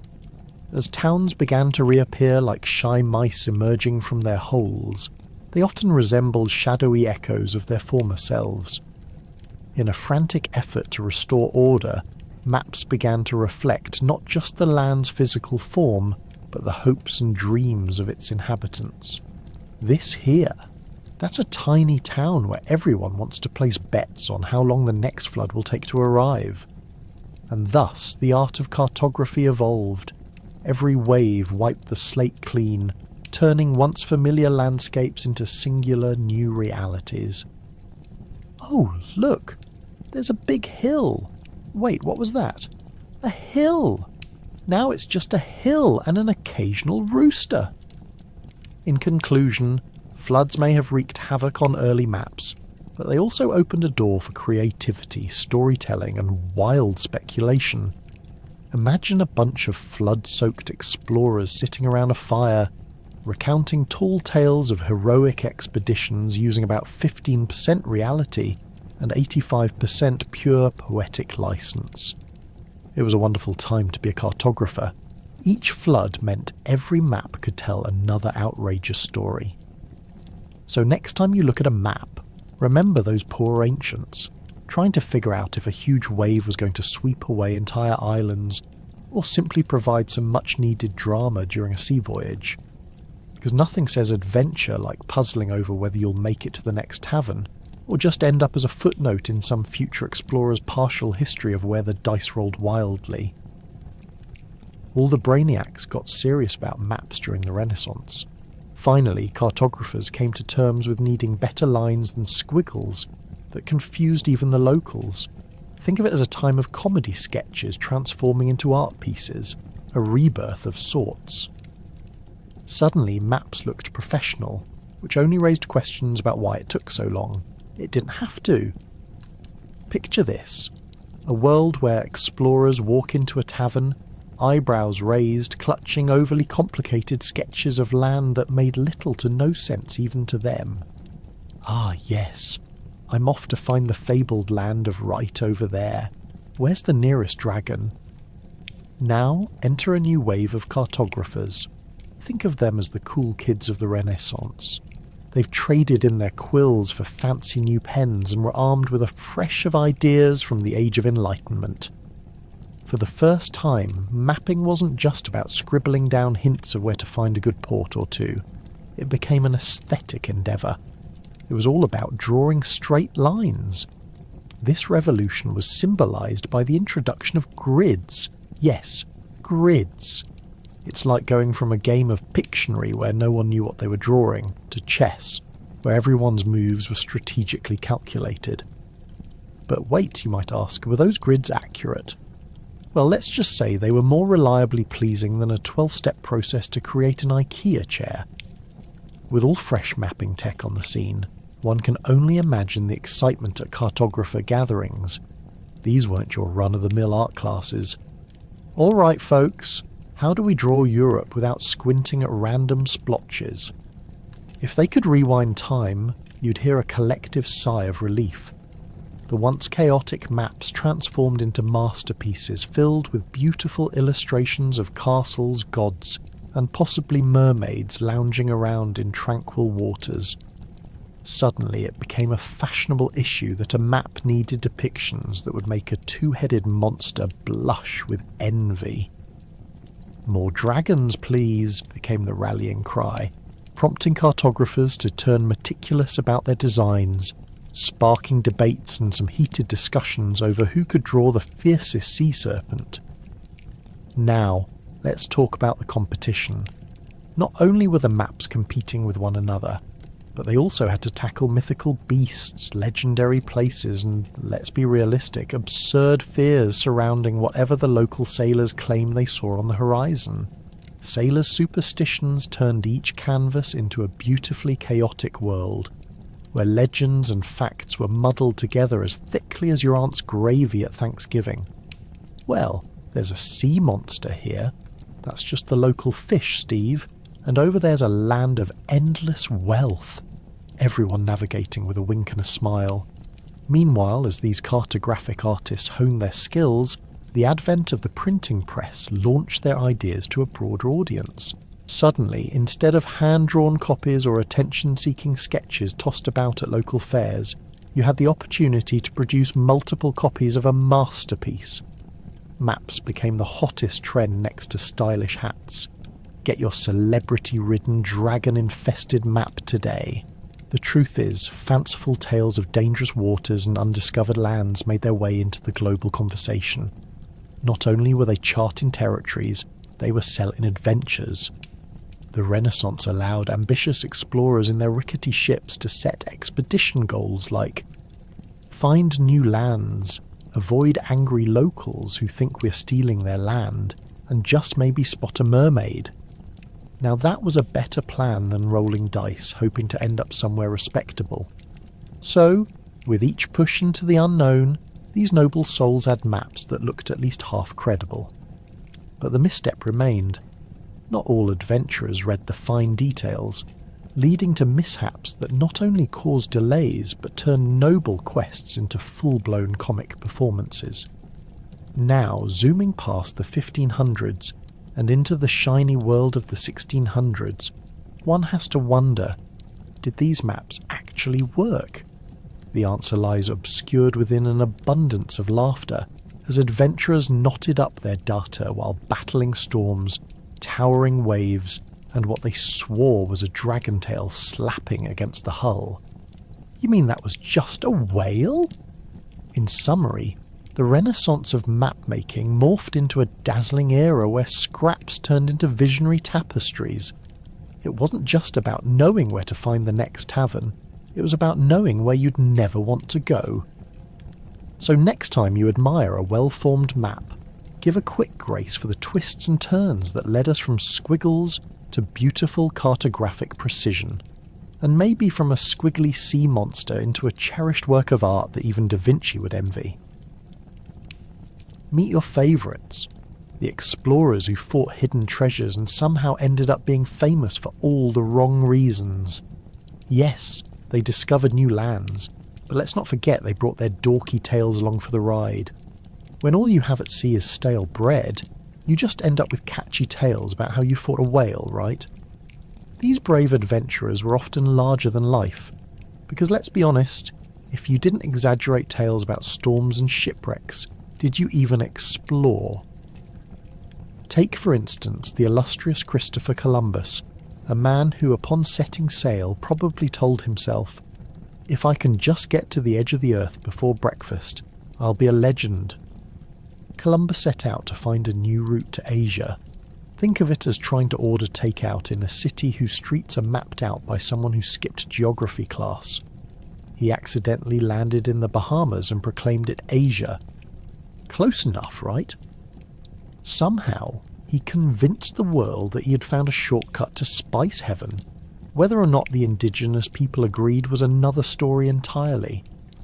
And then we have Ferdinand Magellan, the man who circumnavigated the globe, but only after forgetting to check if his crew packed enough food. It's like going on a camping trip and forgetting the marshmallows. Guys, you're not really in a position to complain about the lack of snacks, he probably told his hungry sailors. Those sailors were either getting lost or eating leeches during their round-the-world voyage. Fabulous. That's the spirit of exploration. Never mind the dodgy meal options. Speaking of food, let's toss Vasco da Gama into the mix. This man was determined to go to India, which he reached after trying to sort out a few detours. His journey wasn't just long. It was like the universe was throwing culinary challenges at him. He couldn't just stroll into India all swaggering with confidence. No! He needed to negotiate his place among the local spices. "Hello there, I'm here for your finest spices, but can I interest you in dried fish and stories of my journey?" The ship's menu wasn't exactly Instagrammable. Let's not forget about the notorious Sir Francis Drake, a man regarded as a legendary pirate and fierce naval commander. Picture this. Drake swaggered into the Golden Age, collecting treasure as casually as an overenthusiastic yard sale shopper. Yet his claim to fame came from raiding ships more than actually charting territory. Talk about pretentious. But somewhere along the line, someone decided, hey, let's just call him a knight for all that stealing. Seems legit. And if that's not the most ironic twist in exploration history, what is? One could muse about the risks these explorers took, but their adventures often stemmed from sheer stupidity rather than genius. Imagine navigating through uncharted waters, squinting at crude maps while battling scurvy and seasickness, all while trying to convince your crew to keep the morale up. Look, a new island. It looks oddly shaped, like an elephant on a trampoline. The humour of it, not knowing whether you're steering towards glory or a watery grave, is mind-boggling. Moreover, the legends of these explorers brought about many stereotypes. Want to picture any of these peculiar gentlemen? Just imagine a man dressed in a ruffled shirt, twirling his moustache as if it were an intricate map of his own greatness. They flaunted their questionable navigational skills with overly confident swagger, leaving us with unrealistic impressions of how laid back they must have been at sea. What's a little temp storm? I'll whip out the compass. Oh wait, it's pointing to probably just more ocean. In essence, these characteristics add flavour to the tales of exploration. reminding us that for every epic journey, there were mishaps, misguided intentions, and dorky claims of glory. So, the next time you hear the story of an explorer, one who faced storms, toothless sharks, and possibly even the threat of eating salted pork without modern cautions, remember, the truth is often far stranger than the tales we get to enjoy today. And through all the nonsense, they still manage to stumble upon new lands and transform our very understanding of the world, albeit clad in mismatched pantaloons and adventurous spirits, often much like your friend trying to survive a camping trip in the backyard. Finally, the recognition cartographers needed. They went from dreaming of ancient lands to receiving fame like classic painters. Picture an empty gallery filled with early maps, and suddenly it was the cultural tourism hit of the century. Ah yes, come view the gory history of failed sea voyages, all from this one map. Crowds would flock, eyes glued to the crumpled pages detailing fantastical territories that were likely as real as unicorns. You could imagine the excitement as the map unveiled. Witness the land of fabled fruit. Beware the swamps of extreme regret. All the while, art enthusiasts would make grand claims about the deep symbolism of the line representing a river, maybe finding meaning where reality barely mattered. Of course, this was a time when cartography was part science and part theatrics. Oh, yes. The mountains that look suspiciously like broccoli, they might say with a flourish, as if they weren't just drawing things willy-nilly and calling it a day. These maps were culturally significant, showcasing not just the lands, but the imaginations of the artists behind them, like someone attempting to make a fine meal out of whatever leftovers they had in the fridge. Is that last night's pizza? Why yes, and serving it with an unexpected side of, I can't believe it's not real. With this newfound fame came demands for quality. Suddenly, every budding cartographer believed they could be the next great map maker, leading to a strange competition where people painted their features like they were trying to win a reality television series. I'm just asking if maybe you could throw a sea monster in there. You know, for effect. Cartographers didn't merely plot points anymore. They were required to toss in a dragon just to keep it exciting, because who could resist the allure of an ocean where sea serpents vied alongside merchant ships? And with popular demand came a tragically comedic side effect: cluttered maps. The poor souls who endeavoured to navigate these new realms had a task like trying to finish a jigsaw puzzle, but finding that the pieces were mysteriously mixed with a second puzzle altogether. Oh, it's not my fault the last mapmaker had a strange affinity for imaginary islands. Just because it's labelled "Do Not Enter" doesn't mean people won't take it as a challenge, boasted the newly minted mapmaker, whose clientele could only sigh as they faced an ocean untraversable due to poorly labelled danger zones. Let's not forget about the advent of better printing techniques, because if there's one thing that could spice up a map, it was the capability to duplicate one horrifying mistake 500 times. Custom maps started flying off the presses, and if you weren't careful, soon you could end up with an entire fleet of ships lost at sea due to a minor printing error. And what do you mean this isn't the coast of Italy? I was following this perfectly legitimate map the entire time. Despite the absurdities, it was during this renaissance that the importance of accuracy started to feebly bubble to the surface. A movement towards actual data collection took hold, and this was where passionate discussions filled dimly lit taverns, where the refreshments was likely as strange as the debates. So you're saying this giant mushroom on the map wasn't an actual geographical landmark? Why didn't call it something less real, like the land of sheer imagination? Men and women, flasks in hand, argued fiercely about the exact measurements of each continent, much like today's fans discussing who would win in a battle, Batman or Superman. Because why shouldn't line drawing turn into a social forum? I swear, if I hear one more person say the Earth is flat again, one of us might have to duel. But in all seriousness, this era marked the beginning of a pivotal point in human history.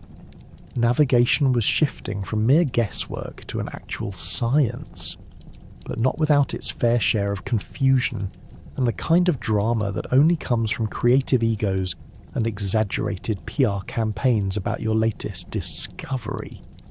Filled with more bluster than genuine direction, these cartographers teetered on the edge of extraordinary vision and utter delusion, a fine line they danced upon that still echoes forward, somewhere in the vastness of time. As we look back on these painted parchments filled with adventure and accident, it's undeniable. Those early cartographers were not just mapmakers, they were storytellers, using ink and quill to map out the absurdity of human life and the wild world around them. They paved the way for our understanding of the globe, albeit in their own uniquely muddled way, leaving us with a legacy that would make anyone's head spin. Thankfully, not literally. So next time you glance at a globe, give a nod to those early dreamers who took the riskiest of paths to chart a world layered in imagination and the occasional overgrown shrub. Ever tried sailing when a fog rolls in thicker than a bad day?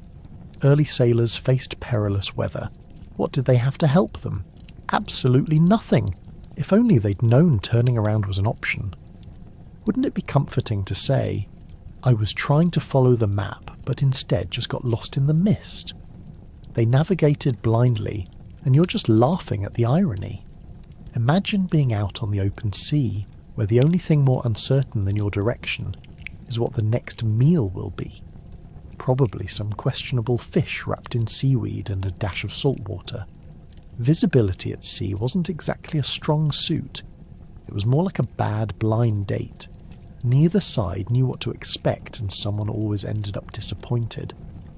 Now picture this. I'm sure sailing might have felt like trying to read a book in a dark room, while the pages are periodically thrown in the air by a mischievous wind. A galleon busily gliding across the water morphs into a ghost ship as the fog wraps around it like an overzealous hug.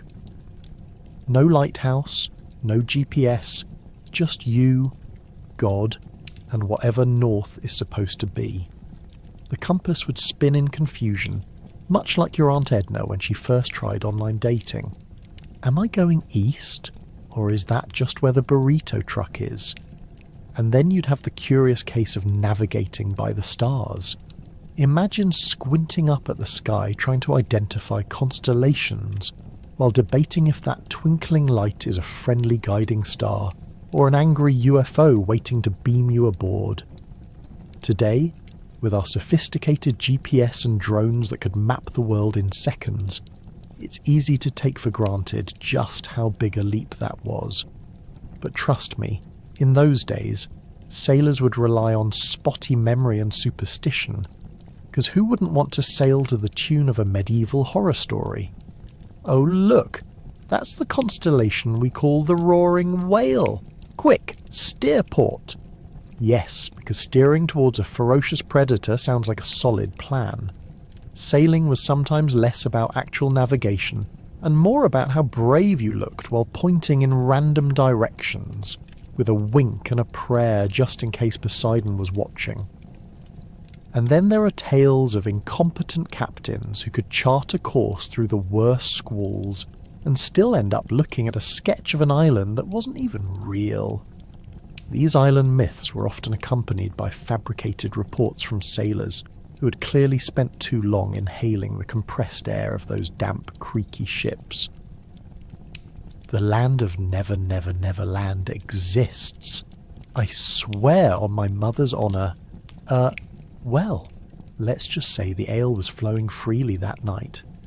The lack of navigational precision came to a hilarious head when sailors would use landmarks for guidance. Picture this. There's the triangle-shaped mountain. Or is it the potato mountain that someone said looks like it? You were just as likely to be looking for dinner as you were to find your way home. If you were lucky, the potato mountain was only a poorly constructed rock pile that had gathered seaweed over the years. And let's not forget the infamous water law. Early sailors might have regaled each other with wild stories of phantom islands popping up out of nowhere, like some kind of natural game of hide and seek with Mother Nature. Sorry mate, didn't believe you. I just thought that was a mirage of a half-eaten loaf of bread. In this world, half the journey was explaining how you ended up on the wrong side of the world, all while keeping a courageous face that said, I was just exploring the unknown. Of course, these early navigators had their fair share of disasters too. Famous shipwrecks abound in history, laden with legends now, but back then they mostly amounted to oops. We sailed right into that storm, and now we are definitely not where we meant to be. Who knew that weather forecasting meant writing maybe on a parchment and calling it good? Every time the wind picked up, sailors gripped this vague sentence like a lifebuoy. It does not help you float, but it looks reassuring. Navigational hazards for these early voyages are highlights of history as much as hiccups in the great adventure. So yes, while those captains bravely sailed the seas, navigating with wits sharper than their dullest sword, we can only tip our hats or perhaps raise a toast and say, to the seafarers of yore. Through fog and folly they ventured forth, ensuring that all their great tales wouldn't just find their way onto a map, but into legend. And with that, if you happen to hear the echo of their laughter in the winds tonight, know they were telling tales and navigating their lives one awkward turn at a time. Maps didn't just chart territories, they sometimes called for diplomacy in the most absurd way possible. Say hello to the maps that showed more land than was actually owned. Ah yes, the fine land of wishful thinking over there.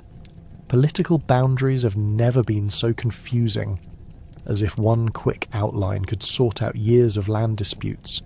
These early cartographers had a flair for the dramatic, and when it came to politics they wielded their quills like swords. Need to claim a disputed region? Just draw a slightly larger circle around your territory, as if a larger sketch would magically make it yours. It was like a kid trying to claim the biggest piece of pizza without the slightest idea how to get to it. Picture a continent shaped more like a confused puzzle than an actual landmass. In classic map-making style, you've got Kingdom A squished up next to Kingdom B, but if you squint hard enough, you can see Kingdom A pretending it owns half of Kingdom B's land because someone drew a thin line and called it a border. Diplomacy? More like a game of who can bluff the hardest while tipping a hat to history.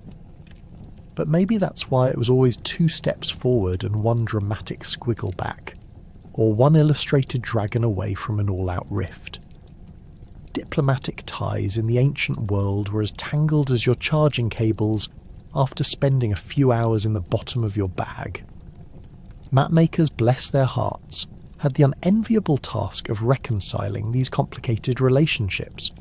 Sure, they knew the geography, but they also knew the politics and plays. They might say, we extend our territory to the coast, while their neighbouring rival's map defiantly displayed, you'll have to take this up with our army.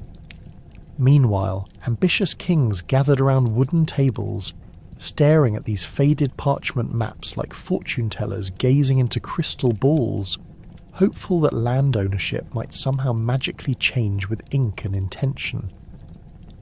One of the most notorious examples of this abstraction comes from ancient Rome, where maps were often more about propaganda than pathfinding. Those fancy borders became tools to boast about conquests, territorial claims, or even fabulous trade routes. Rome wanted to project power and its vast reach across the known world, adding territories to maps more like decorations than direct reflections of reality. Who needs accuracy, they figured, when you can have a map that looks like it was drawn by Captain Fantasy himself? Soldiers pushed the actual frontiers only to find that the throne room back home had conveniently pushed the boundaries a bit further away, ensuring one thing: a never-ending cycle of military adventures and willing victims. Even as maps democratized information, they further solidified power dynamics. Maps were treated like sacred documents. They didn't just illustrate the physical world, they defined it, shaping diplomatic relations with more drama than a Shakespearean play.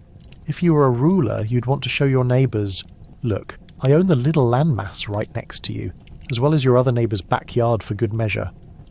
It did wonders for the ego. The ramifications didn't stop there. Early explorers took these cartoonish maps into the New World with them, blithely producing disputes while insisting they had enough documentation, because it was all on the paper. Confidently charting the unfamiliar territories, they traded in inaccuracies like they were shiny new nickels. "Oh, that volcano? I'll just rename it Mount Clumsy and call it a day." It was a belief system built on fancy embellishments and a touch of bravado. Much like a group project where everyone pretends they did equal work, a myriad of cartographers attempted to one-up each other by offering up the most enticing landscapes to attract clients or future conquests. But let us not underestimate the power of creative geography. Perhaps I should leave that mountain out, leading them to believe we've never crossed it, one hopeful cartographer might ponder, a tactic that would have made even Machiavelli proud. As time went on, those early boundaries morphed into modern maps, but the hilarity remained.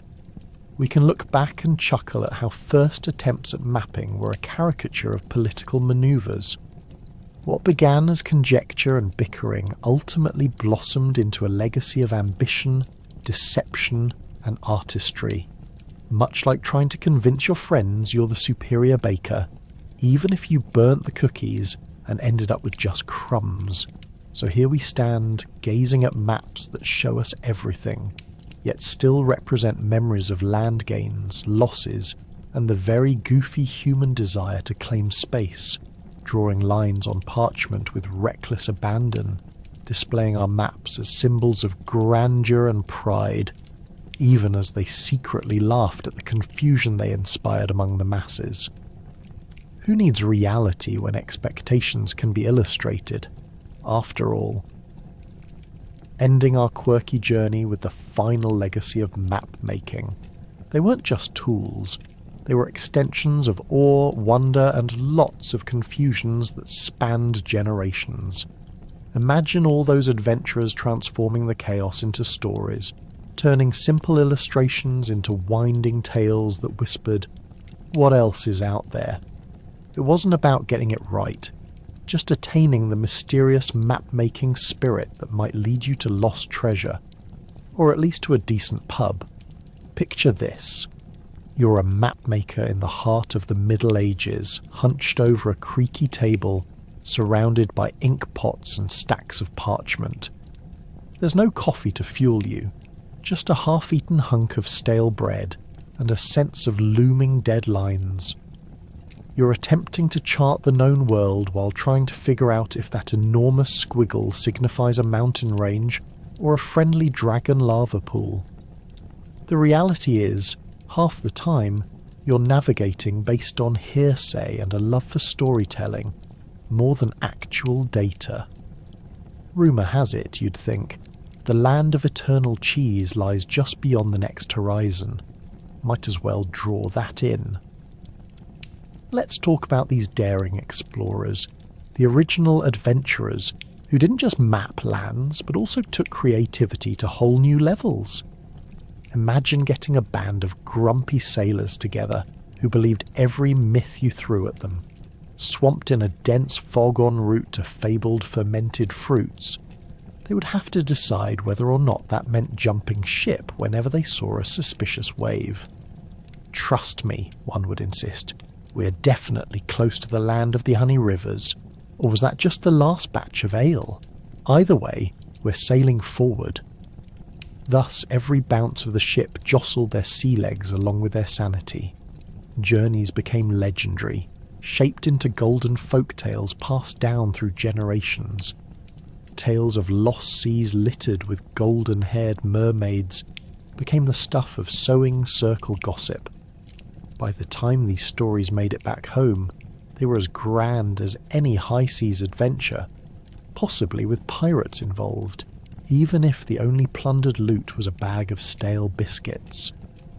Don't forget the scurvy, mateys, one seafarer would declare. We need proper mapping, or at least the location of the nearest barrel of limes. But guess what?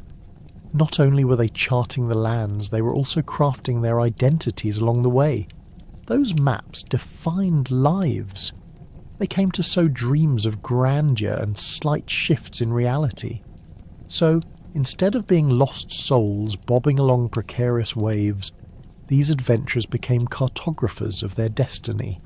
They dreamt of glory while sketching the future, believing that their pencil might produce the next great discovery, not only of land but of self.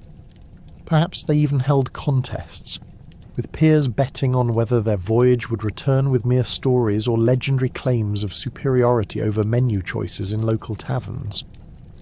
I wager you $5 for every legend you write, one might say to another, while simultaneously picking at a hair-covered companion's beard for lucky charms. All the while, traditional maps unravelled into pictorial dramas filled with battles against imaginary beasts. The art of mapping transformed into an extravagant theatre. Would there be magnificent dragons, disgruntled kings, or even a ball of yarn? Their new creative license meant conveying more charm than accuracy, drawing up maps that might clarify nothing and confuse everything, while simultaneously enticing travellers with dreams of a mystical kingdom right next to a plausible land of perpetual dusk. And thus, from those piles of parchment, they created magical worlds, breathing life into dry ink, a legacy of imagination that inspired both wanderlust and caution. To gaze upon these early maps today is to glimpse traces of what they envisioned, tantalizing landscapes crafted not with mere accuracy, but fanfare and daring. Each curve of the coastline, every fictitious mountain range isn't merely a historical footnote, but rather a testament to human creativity, ambition, and sometimes wishful thinking. So, the next time you print out a Google map, take a moment to thank those bold voyagers and adventurous cartographers of yore. After all, without their hustle, we might still be wandering aimlessly through realms of foam, puffs of clouds, and possibly lands marked only by caution, sea serpents ahead. In tracing their lines and whimsical spirit, a case for imagination unfolds, encouraging us to keep exploring forward into the alluring unknown.